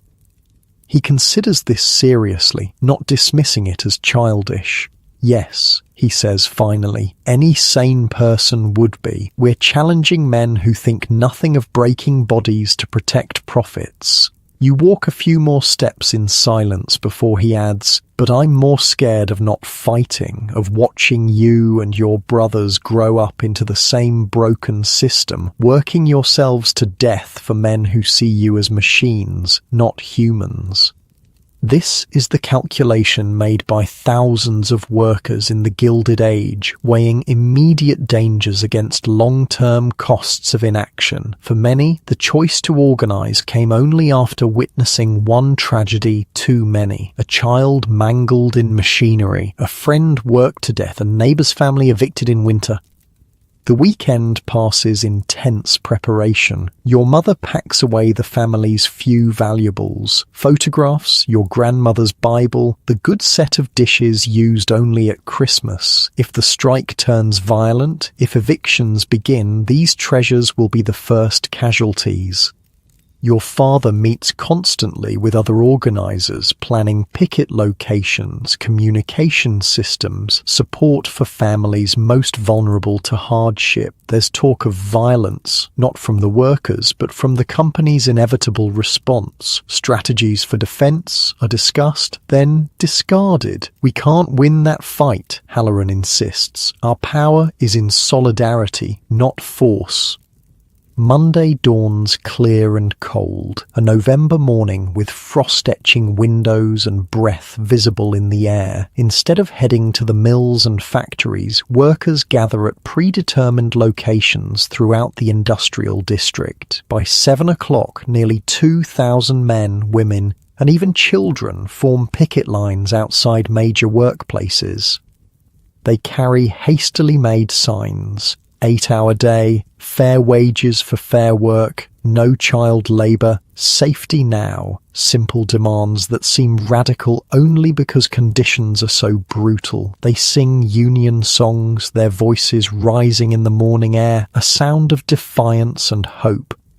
You stand with your father outside the ironworks gates, watching as a few strikebreakers, mostly desperate newcomers unaware of the strike, are turned away by the picket line. No violence, just firm solidarity. There's work for you when we win, the strikers tell them. But cross this line today, and you hurt us all. By mid-morning, production has ground to a near halt across the district. Only a skeleton crew of managers and reluctant strikebreakers remain inside most facilities. It's a stunning display of worker power, unprecedented in scale for this city. The response comes swiftly. Police arrive first, ostensibly to maintain order, though no disorder exists. They position themselves between picketers and factory gates, faces impassive beneath blue caps. Behind them, Pinkerton agents in plain clothes take up stations, many openly carrying clubs or pistols. Around noon, tensions escalate when a caravan of wagons approaches the textile mill carrying replacement workers, mostly immigrants fresh off the boats, desperate for any employment, unaware they're being used as pawns in a labour dispute. The picket line holds firm, workers locking arms to prevent the wagons from reaching the gates. Police move in with clubs drawn. From somewhere in the crowd, a bottle flies, shattering at an officer's feet.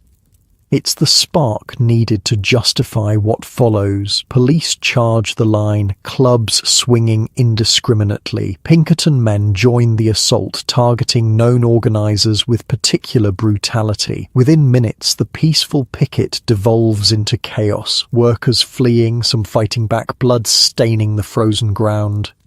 Your father pushes you behind him as the violence spreads toward your position. "Run," he orders, voice tight with urgency. "Get to St. Mary's Church. Tell Reverend Collins what's happening. He'll open the basement for wounded." You hesitate, terrified of leaving him amidst the growing melee. "Go," he insists, more forcefully. "Now!" As you turn to run, you see a Pinkerton agent pointing directly at your father, identifying him to others as a union leader. 3 men converge on his position, clubs raised. The last glimpse you have before rounding the corner is your father standing his ground, fists raised in a futile gesture of defense against overwhelming force.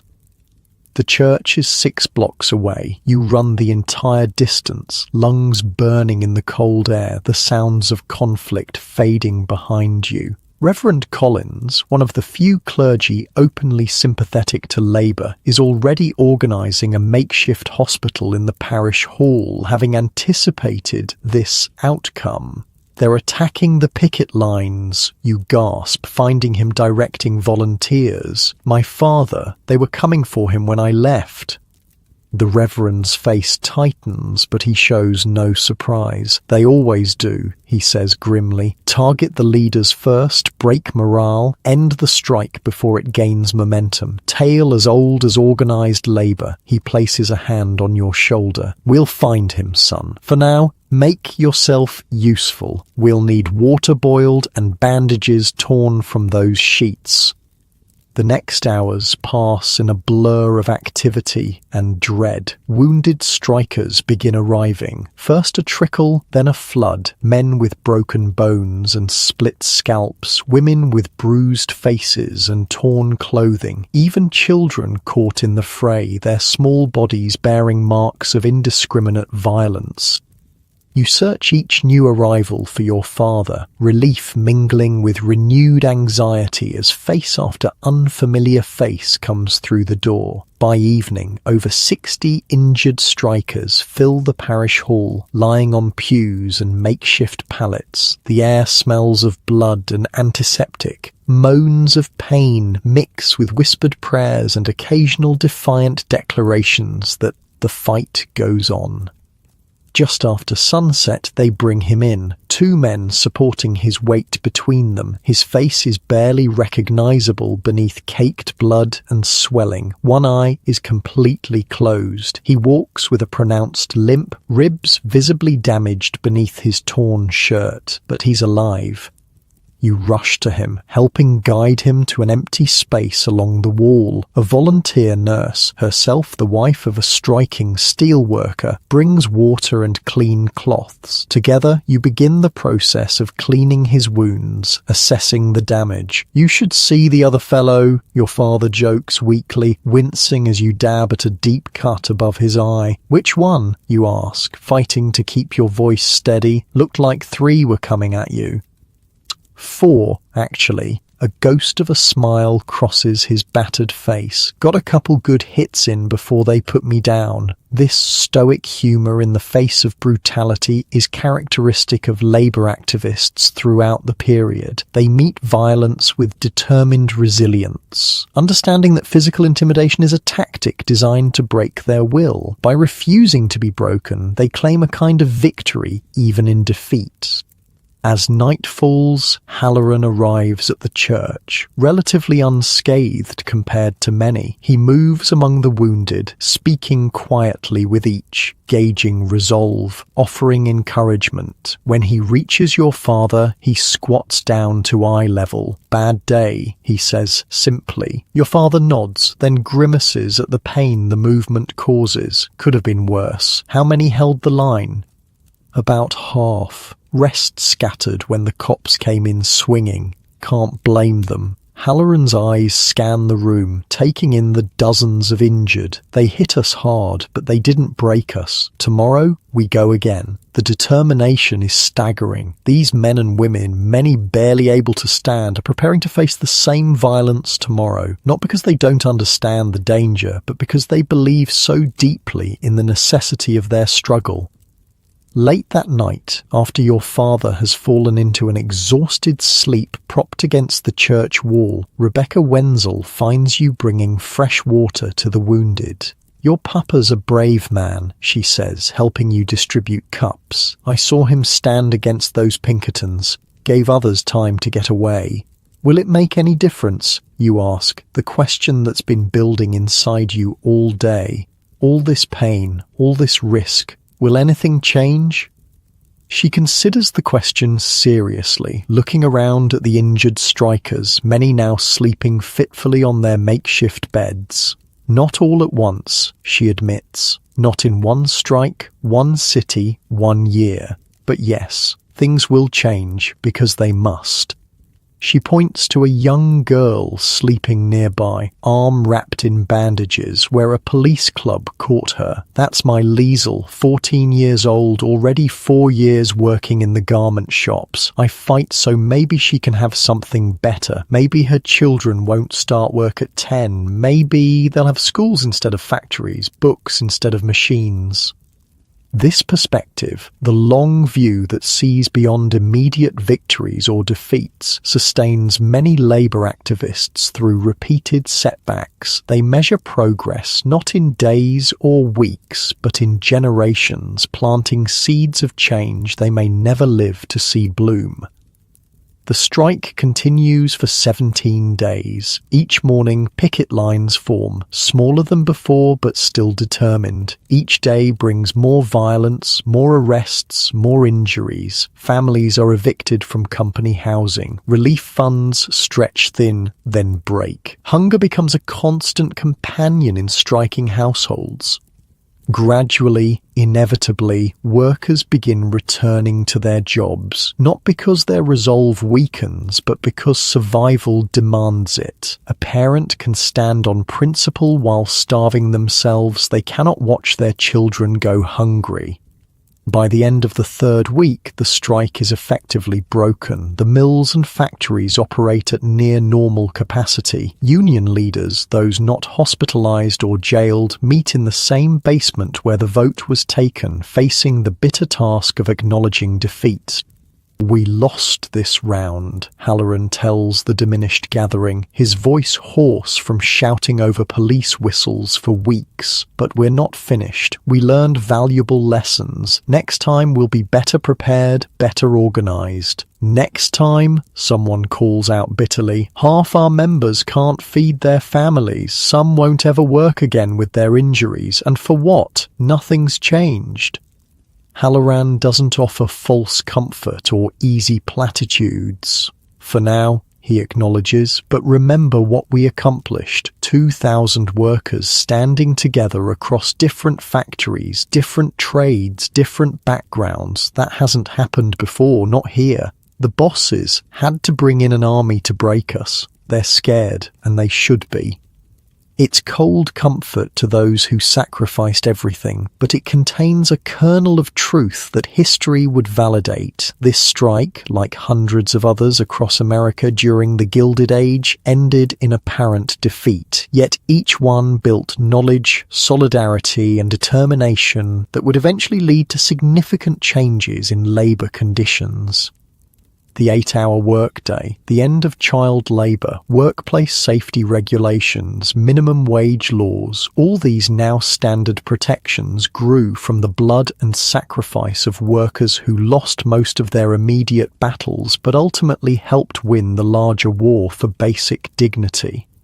Your father returns to the ironworks the following Monday, body still bearing the marks of Pinkerton clubs. The foreman eyes his injuries with barely concealed satisfaction but says nothing. He's one of the lucky ones, rehired despite his union activities because his skills are difficult to replace. Many others find themselves blacklisted, unable to find work in their trade anywhere in the region.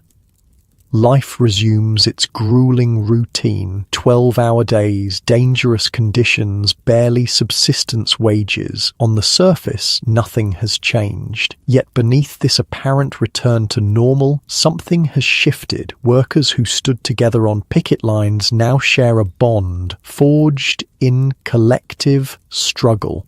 Conversations continue in hushed tones during lunch breaks. Meetings still happen, less frequently but with growing strategic sophistication. The seeds of the next movement are already being planted. As you drift towards sleep in your comfortable modern bed, consider how many of the workplace protections we now take for granted were purchased with the blood and sacrifice of workers who never lived to see their efforts bear fruit. The labor movements of the Gilded Age, despite repeated defeats, laid groundwork for reforms that would eventually transform American working conditions, a reminder that progress often comes not in dramatic victories but through persistent struggle against seemingly insurmountable odds. While men fought on picket lines and farms battled both nature and banks, another powerful force was reshaping American society during the Gilded Age. Women across social classes were carving out new roles, challenging boundaries, and building movements that would transform the nation in ways perhaps more lasting than any strike or political campaign. Let's shift our perspective once more, this time to the complex and varied experiences of women navigating this tumultuous era. Dawn arrives with a familiarity that borders on cruelty. Sarah Murray has been awake for an hour already, stoking the coal stove in her tiny tenement apartment, preparing for another 16-hour day. At 32, she looks 50, her body worn down by a decade of working as a laundress since her husband died in a factory accident. The work has taken its toll, her hands permanently red and cracked from lye soap, her back curved from bending over washboards and mangles, her lungs damaged from breathing steam and chemical fumes day after day. But she doesn't complain. The $3 a week she earns keeps her 3 children fed, if not well fed. "Ma, my throat hurts again," whispers 8-year-old Molly, the youngest, appearing in the doorway wrapped in a thin blanket. Sarah places a gentle hand on her daughter's forehead. The skin burns with fever, the same fever that comes and goes, never quite resolving. Tuberculosis, probably, the white plague that stalks the tenements, claiming victims of all ages, but especially children. "I know, love," Sarah says, trying to keep the worry from her voice. "Drink this tea and then rest today. No school." No school is no great hardship. Molly only attends sporadically anyway, when there's no piecework for her to do at home. Like many tenement children, her education takes a distant second place to survival needs. The older children are already up and dressed. Michael, 12, prepares for his day at the glassworks, while Kate, 14, gathers the pile of sewing she'll deliver to the garment shop before starting her shift there. "Remember, straight home after work," Sarah reminds them. "No stopping anywhere." The warnings are unnecessary but habitual. In these neighborhoods, danger lurks everywhere for unaccompanied children, especially girls. Sarah's day unfolds like hundreds before it, collecting dirty laundry from wealthier homes uptown, hauling the heavy loads back to her tenement, scrubbing for hours in water that scalds in winter and breeds mosquitoes in summer, then returning the clean items for a few pennies payment. The contrast between the homes she services and her own living conditions couldn't be more stark. While she and her 3 children share a single room with no running water and a toilet shared by 20 families, her employers live in spacious brownstones with servants' quarters, indoor plumbing and electric lights. "Just leave those in the utility room, Mrs. Murray," instructs the housekeeper at the Astor home, not looking up from her ledger, "and please use the service entrance next time. Madam doesn't like seeing, well, you understand." Sarah understands perfectly. Her worn clothes, red hands, and obvious exhaustion mark her as part of the invisible class that keeps society functioning, seen when needed, ignored otherwise. The wealthy women whose silk undergarments and fine linens she washes would scarcely recognize her if they passed on the street. Across town, in a very different setting, another woman prepares for her day. Elizabeth Blackwell, 38, adjusts her hat in the mirror of her modest but comfortable home. As one of the first female physicians in America, she's fought battles most women can scarcely imagine. Gaining admission to medical school, enduring harassment from male students and professors, building a practice in a profession openly hostile to her gender. Today, she's visiting the tenements, documenting health conditions for a report she's preparing on urban sanitation. The male-dominated health board dismisses her findings regularly, but she persists, gathering irrefutable evidence of how poor living conditions spread disease. They can ignore one woman, she often says. They cannot ignore facts forever. The tenement she visits could be Sarah Murray's building. Dark hallways, thick with the smell of boiled cabbage and sewage, overcrowded apartments where entire families live, work, eat and sleep in single rooms, children with the hollow-eyed look of chronic malnutrition. In one apartment, she finds a mother giving birth on a mattress shared with 3 other children. The woman has no doctor, no midwife, just an elderly neighbour who's seen enough births to offer basic help. How far apart are the pains? Elizabeth asks, immediately setting down her bag and rolling up her sleeves. Who are you? The neighbour asks suspiciously. A doctor, Elizabeth replies, already examining the labouring woman. The neighbour snorts. Women ain't doctors. This one is, Elizabeth says simply, pulling out clean cloths and instruments. And a good thing too, because this baby is coming breech. In the next hour, Elizabeth guides a healthy baby boy into the world, saving both mother and child from what would likely have been fatal complications without skilled intervention. She leaves medicine, clean bandages, and what money she can spare, knowing it's a temporary solution at best.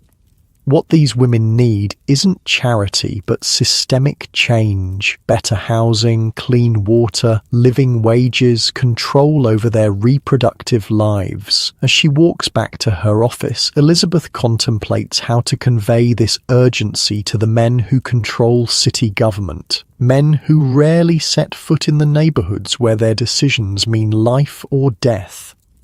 Now let's turn our attention to yet another woman navigating the Gilded Age landscape. Jane Addams stands in the center of Hull House, the settlement home she founded in one of Chicago's poorest immigrant neighborhoods. At 31, she represents a new generation of educated, unmarried women putting their considerable talents to use in social reform rather than domesticity. Miss Addams, come quick, calls a young Italian girl tugging at her skirt. Papa's coughing blood again. Jane follows immediately. Though not a doctor like Elizabeth Blackwell, she's become a de facto medical provider, social worker, legal advocate, and general problem solver for the community Hull House serves. Today alone, she's already intervened in a domestic violence situation, taught English to recently arrived Polish immigrants, and negotiated with a landlord threatening eviction. The settlement house movement represents one of the most significant contributions of women to social reform during this period. Unable to vote or hold political office, women like Jane Addams created parallel institutions that addressed immediate needs while gathering data for advocacy. Hull House isn't just a charity, it's a laboratory for developing solutions to urban poverty. "We need a health clinic," Jane tells her fellow settlement worker Ellen Gates Starr after returning from the sick man's home. "Not just emergency care, but preventative medicine, education about sanitation, regular checkups for children." "The city council will never fund it," Ellen replies, practical as always. "Then we'll find private donors," Jane says, already mentally composing letters to wealthy women who might be persuaded to support such an endeavor. "Mrs. Rockefeller was quite impressed with our kindergarten program. Perhaps she'll see the value in healthy children as well as educated ones." This is another key aspect of women's reform work during the Gilded Age, their ability to leverage social connections across class lines. Women like Adams, often from privileged backgrounds themselves, built bridges between wealthy philanthropists and impoverished communities, creating channels for resources that circumvented the male-dominated political system.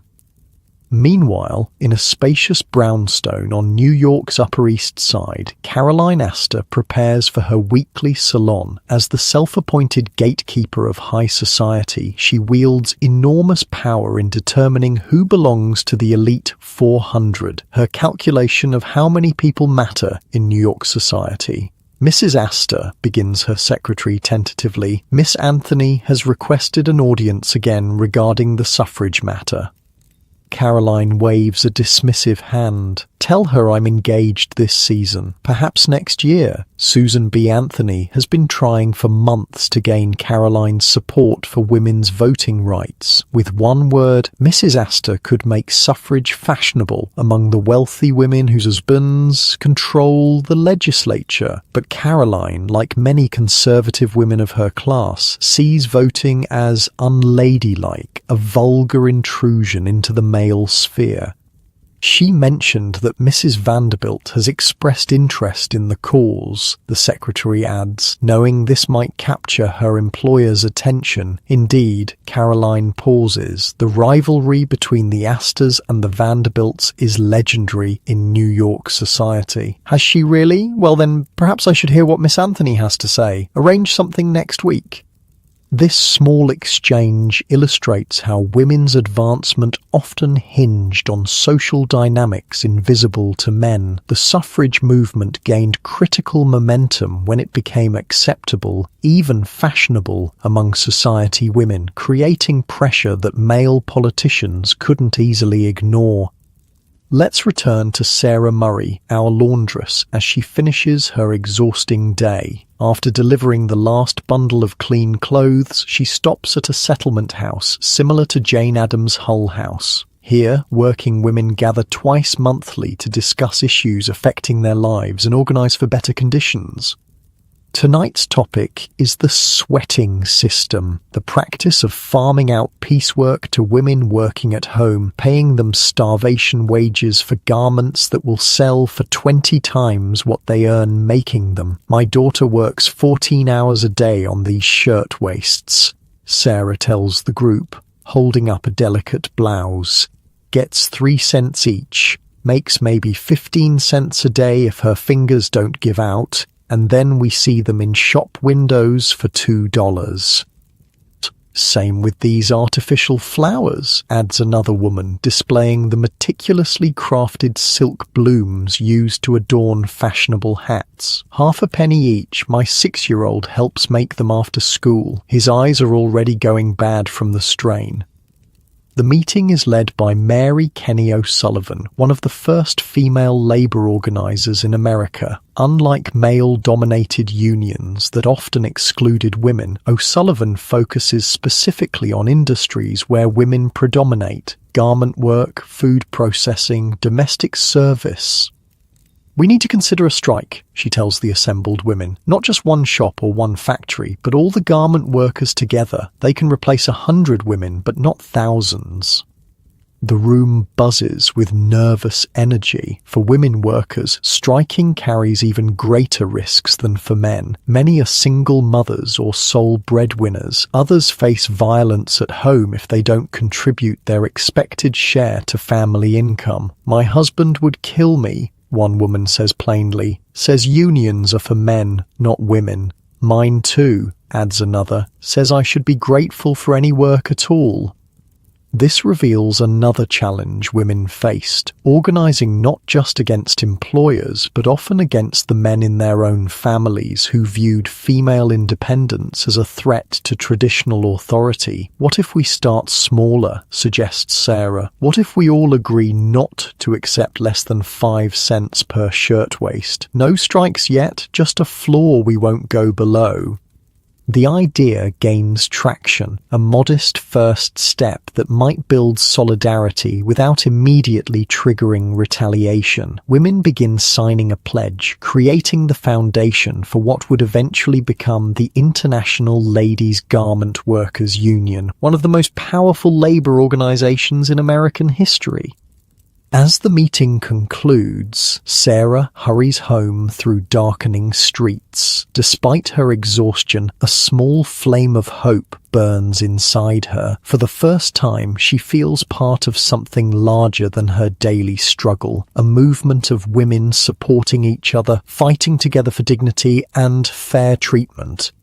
That hope dims when she arrives at her tenement and finds Molly's fever worse, her breathing laboured in the telltale pattern of advanced tuberculosis. The landlord has shut off water to the building again over a disputed bill, meaning she can't even offer her child clean water to drink. "Mama," whispers Molly through cracked lips. "Tell me about heaven again." Sarah's heart fractures at the question. Children in the tenements become familiar with death early, watching siblings and friends succumb to diseases that barely touch wealthier neighborhoods. They speak of heaven with the casual certainty of those who expect to see it soon. Across the city, Elizabeth Blackwell sits at her desk late into the night, documenting the cases she's seen today. Her medical journal contains not just symptoms and treatments, but detailed observations of living conditions, work environments, and social factors affecting health. Infant mortality in tenement districts reaches 25% before age 1, she writes, compared to 7% in affluent neighborhoods. Primary causes: contaminated water, poor nutrition, inadequate ventilation, overcrowding, all preventable. Her work represents another dimension of women's contributions during this period, the gathering and systematizing of data that male authorities couldn't easily dismiss. Women like Blackwell, often excluded from traditional power structures, became expert documentarians of social conditions, creating irrefutable evidence of problems that comfortable men might otherwise ignore.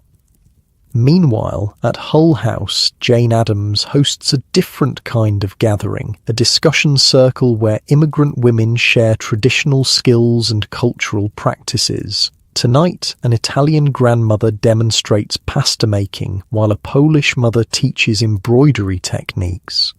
The settlement house becomes a space where women's knowledge is valued, where different cultures meet as equals. "In my country," says Mrs. Zabronsky in halting English, "women own the food. From garden to table, it is ours. Here, men control even this." The comment sparks a fascinating discussion about how immigration has shifted gender roles, how American industrial capitalism disrupts traditional family economies where women held significant power over crucial domains like food production and textile making. Jane listens carefully, adding these insights to her growing understanding of how gender, class, and ethnicity intersect in complex ways. Unlike many reformers who approach immigrant communities with paternalistic attitudes, she recognizes that these women possess valuable knowledge and agency of their own. This approach exemplifies another aspect of women's reform work in the Gilded Age, a capacity to build coalitions across differences, to create inclusive movements addressing multiple forms of oppression simultaneously.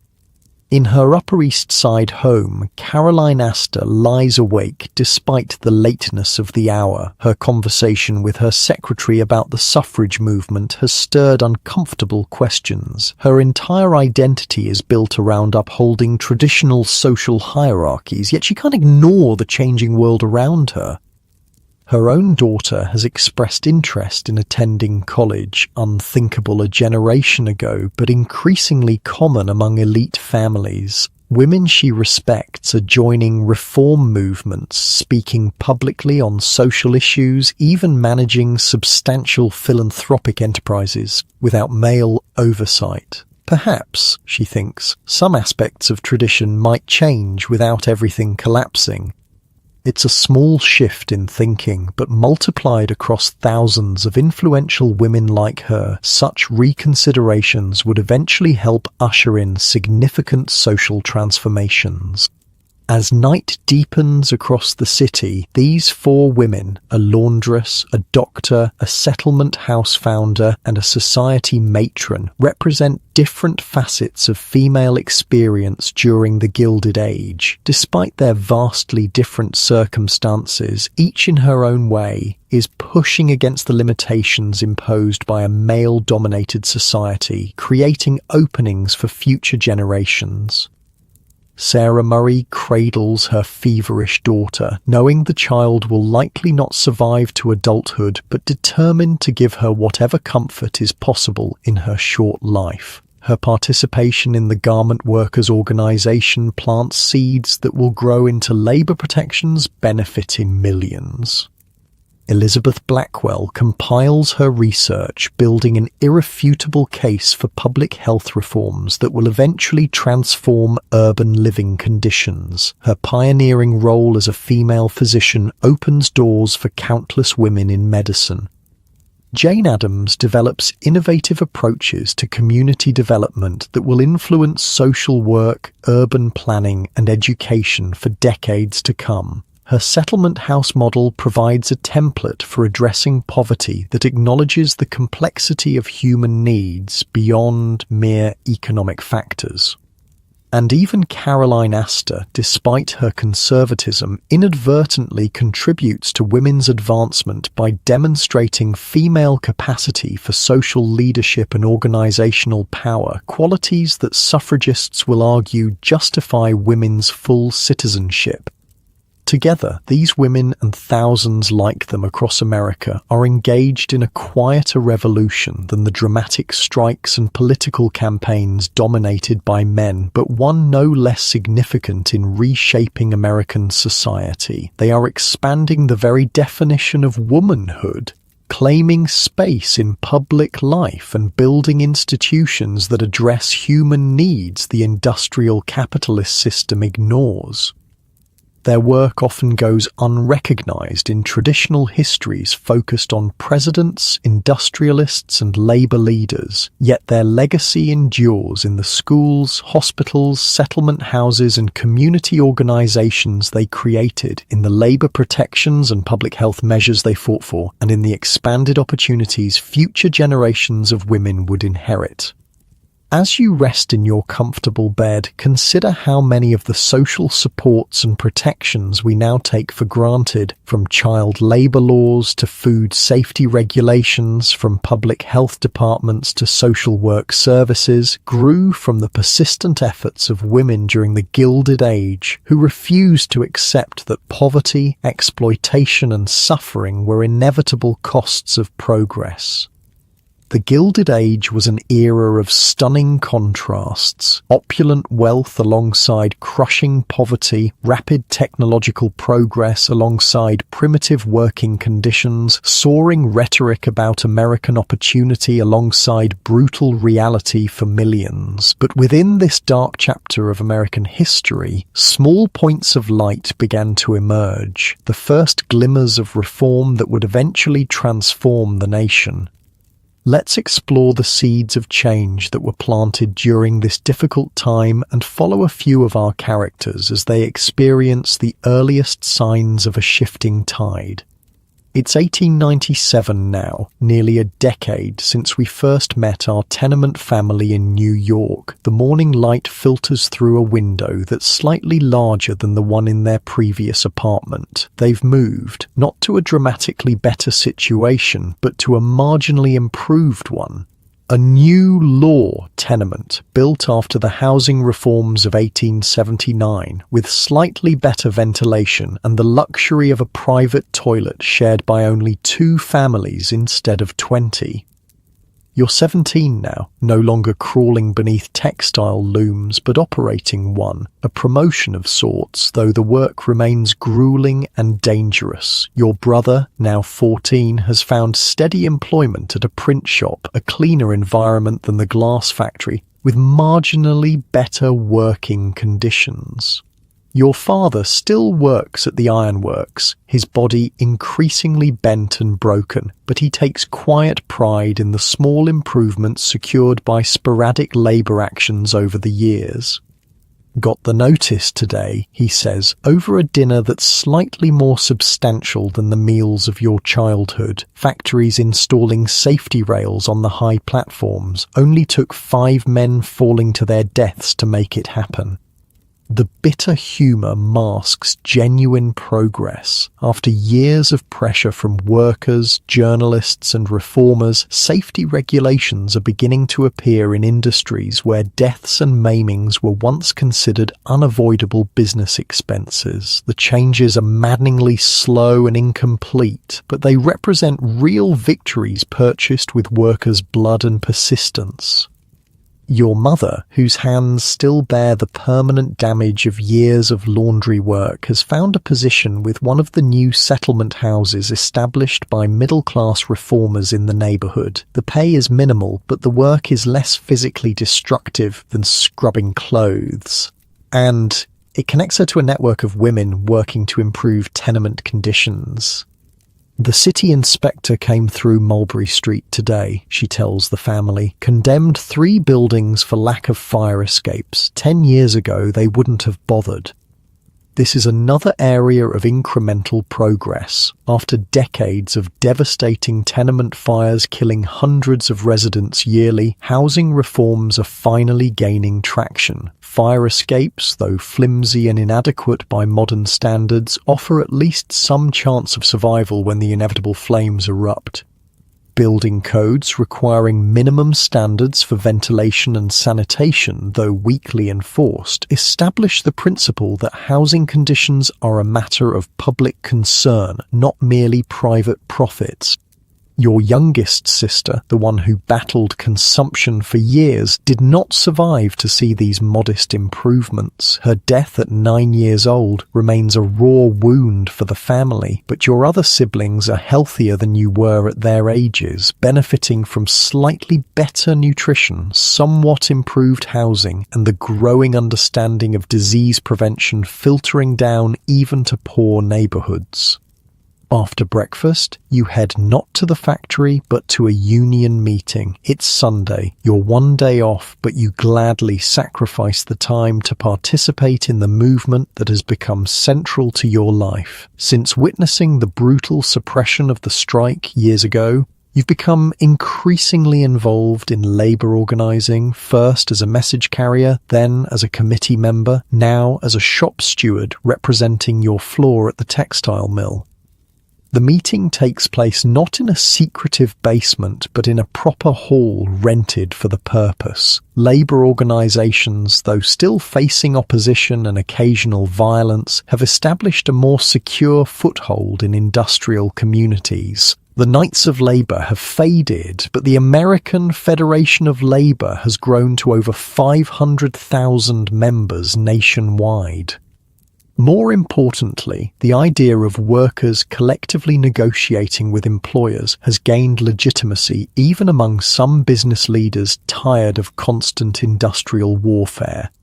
Big news from Washington, announces Michael Halloran, the same organizer who led the failed strike years ago, now showing grey in his beard but undiminished in commitment. President McKinley signed the Erdman Act last week, makes it illegal for railroads to fire workers just for joining a union. A murmur of approval runs through the hall. It's a limited victory. The law applies only to railroad workers and has significant loopholes, but it represents the first federal recognition of workers' right to organize without punishment. After decades of courts consistently siding with employers, even this small legal protection feels momentous. Don't get too excited, Halloran cautions. This doesn't apply to most of us, and God knows the companies will find ways around it, but it's a start, a crack in the wall we've been pushing against for 20 years.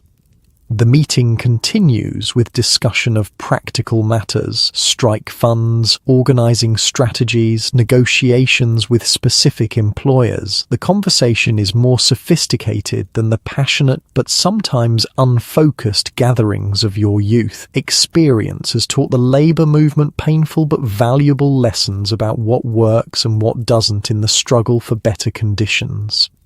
After the meeting, you walk home through streets that have seen subtle but significant changes. Public drinking fountains now offer clean water at regular intervals, a small improvement with enormous health implications in neighborhoods where waterborne diseases once swept through with devastating regularity.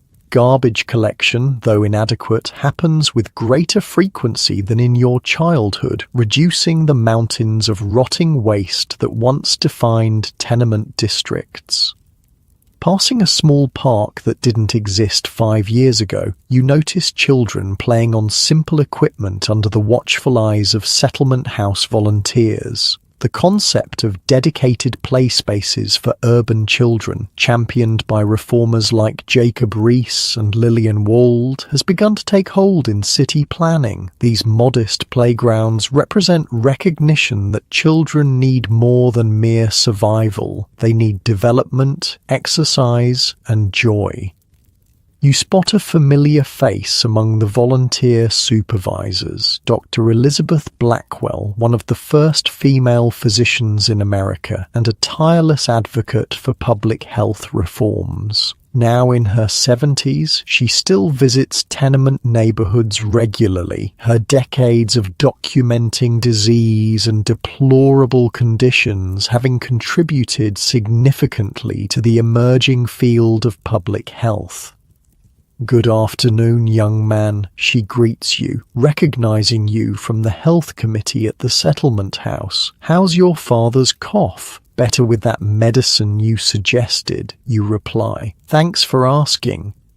This brief exchange highlights another subtle shift, the growing presence of professionals like doctors, nurses, and social workers in previously neglected communities. Their services remain woefully inadequate to the scale of need, but they bring not just immediate help, but knowledge and advocacy that gradually improves conditions for all. Continuing homeward, you pass a schoolhouse where children actually attend with some regularity now. Education for working-class children remains sporadic and often interrupted by economic necessity, but attendance has improved since your childhood. States have begun passing compulsory education laws. And while enforcement is weak, the principle that children belong in classrooms rather than factories has gained ground. Inside one of those classrooms sits your 10-year-old cousin, recently arrived from Ireland. Unlike your generation, who went straight to work at 6 or 7, she's learning to read and write, acquiring skills that might eventually lead to clerical work instead of factory labour. Her future remains precarious, but options exist that were unimaginable a decade earlier. "You should see her school books," your aunt had marvelled recently. "Pictures and stories and sums, not like the old country where they barely had slates to write on." These educational improvements stem partly from the kindergarten movement championed by women reformers who established model programs demonstrating that even the poorest children could thrive with appropriate learning environments.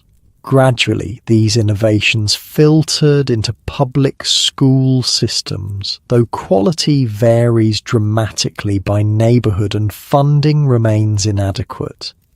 Near your tenement, you notice a health department notice posted on a water pump, a warning about possible contamination with instructions for purification. This simple paper represents a significant advance, official acknowledgement that the government bears responsibility for preventing disease, not just responding to epidemics after they've claimed thousands of lives.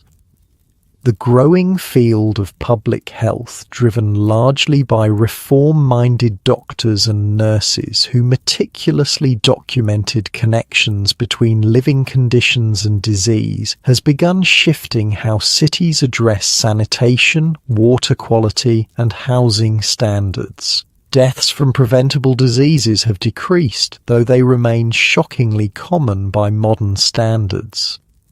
Arriving home, you find a newspaper on the table, a luxury your family couldn't afford in earlier years. Your brother, whose work at the print shop has instilled a love of reading, has brought it home. The headlines announce congressional hearings on child labor, with photographs by Lewis Hine showing children as young as 5 working in mines and factories.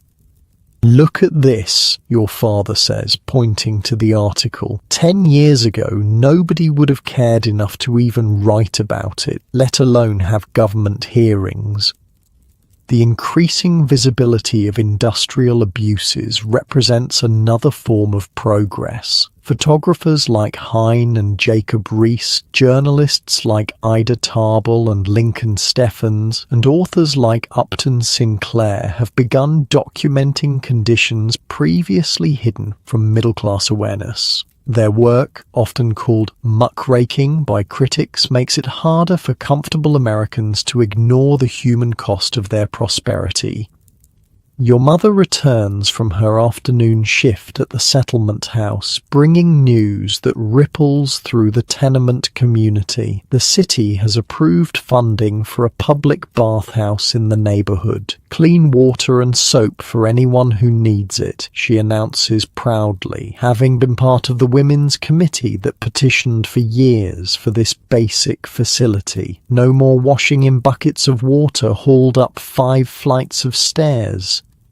This modest victory reflects both the persistence of women reformers and the gradually changing attitudes toward public health and sanitation. Clean bodies are increasingly understood not as a luxury, but as a necessity for preventing disease. The provision of basic, hygienic facilities begins to be seen as a public responsibility rather than a private concern. After dinner, the family gathers around as your father reads from a pamphlet distributed by the Union, a simplified explanation of the Sherman Antitrust Act and how it might be used to break up the monopolies that have dominated American industry. The language is complex, but the message offers hope. The unchecked power of industrial combinations might finally face legal constraints. They've already filed suit against the Sugar Trust, he notes. Railroad monopolies could be next, maybe even old man Carnegie's steel empire. The reality, of course, is more complicated than the pamphlet suggests. Early antitrust efforts often failed or were co-opted by the very interests they aim to control, but the principle that government should regulate corporate power rather than simply enabling it marks an important shift in American political thought. Later that evening, in the relative privacy afforded by your slightly improved housing, you read a letter from Sarah, a young woman you met through union activities. She's been hired as a clerk at a department store, one of the new employment opportunities gradually opening to women beyond domestic service, factory work, or teaching. 12 hours on my feet, but no machines trying to take my fingers off, she writes, and they can't dock my pay when a loom breaks down. This represents another subtle improvement, the expansion of employment options beyond the most dangerous and exploitative industries. Retail work, clerical positions, and service jobs, while still offering low wages and long hours, provide alternatives to the brutal conditions of factories and mines. Sarah's letter continues with news of her younger sister attending a trade school established by reformers, learning typing and stenography, skills that might lead to office work rather than manual labour. This emerging pathway to slightly better employment, while available to only a fraction of working-class women, hints at future possibilities for economic mobility.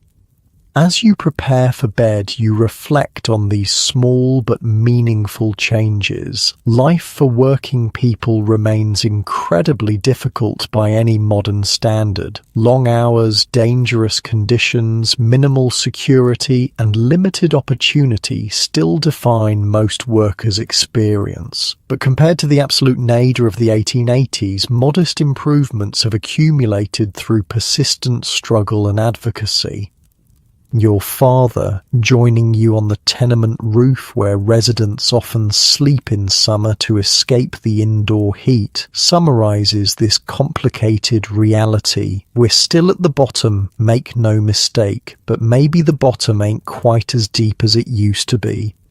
This perspective, acknowledging real progress while recognizing its profound limitations, characterizes the twilight of the Gilded Age. The brutal excesses of unregulated industrialization have begun to generate their own counterforces, labor organizations with growing sophistication, reform movements with increasing public support, and a gradual expansion of government's role in protecting citizens from the worst abuses of concentrated economic power. Looking out over the city, you can see signs of this tentative progress amid continuing hardship. The streets below still teem with poverty, but they're marginally cleaner than in your childhood. Children still work, but fewer of the youngest have been freed for at least some schooling. Workers still face exploitation, but they have more tools to resist it collectively. From the vantage point of 1897, the transformative reforms of the Progressive Era remain largely in the future. The Pure Food and Drug Act, effective child labour laws, the 8-hour workday, and meaningful workplace safety regulations lie years ahead. But the groundwork for these changes is being laid by the accumulated efforts of millions of ordinary people, refusing to accept that human suffering is the inevitable price of progress. Your father points to a distant glow on the horizon, electric lights illuminating the mansions of Fifth Avenue, a technology still unavailable in tenement districts. They get the light first, he observes, but eventually some of it finds its way down to us. This observation captures the halting, uneven nature of progress during this period. Innovations and improvements originating in wealth gradually extend in diminished form to working communities, not through natural diffusion, but through deliberate struggle and advocacy. As you drift towards sleep on the tenement roof, cooler than the stifling rooms below, you find hope not in dramatic transformations, but in accumulated small victories and persistent resistance. The Gilded Age isn't ending with a sudden reversal of fortune, with wealth magically redistributed or power suddenly rebalanced. It's eroding gradually as ordinary people build countervailing forces against its worst excesses. The labour movement, despite brutal setbacks, has established permanence and legitimacy. Women reformers have created institutions addressing human needs the market ignores. Journalists and photographers have made hidden suffering visible to the wider public. Together, These efforts have begun the long process of tempering raw capitalism with consideration for human dignity and well-being. Your own contribution to this larger movement feels small but real, organizing fellow workers, supporting community initiatives, passing hard-won knowledge to younger generations. The better world you envision may not arrive in your lifetime, but your efforts, combined with millions of others, push relentlessly in that direction.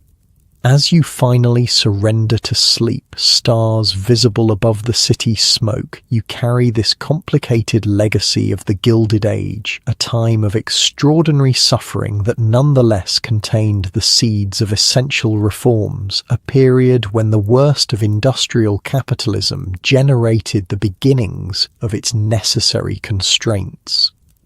In your comfortable modern bed, so far removed from tenement roofs and factory floors, remember that many of the protections and opportunities we now take for granted emerged from this crucible of hardship and resistance. The 8-hour workday, workplace safety regulations, pure food and drug laws, child labor prohibitions, all these began as radical demands from people facing conditions we can scarcely imagine today. Their legacy lives not just in specific reforms, but in the ongoing project of balancing economic dynamism with human dignity, technological progress with social welfare, individual opportunity with collective security. The questions they confronted remain central to our own time. Their struggles echoing in contemporary debates about labor rights, economic inequality, and the proper relationship between market forces and human needs.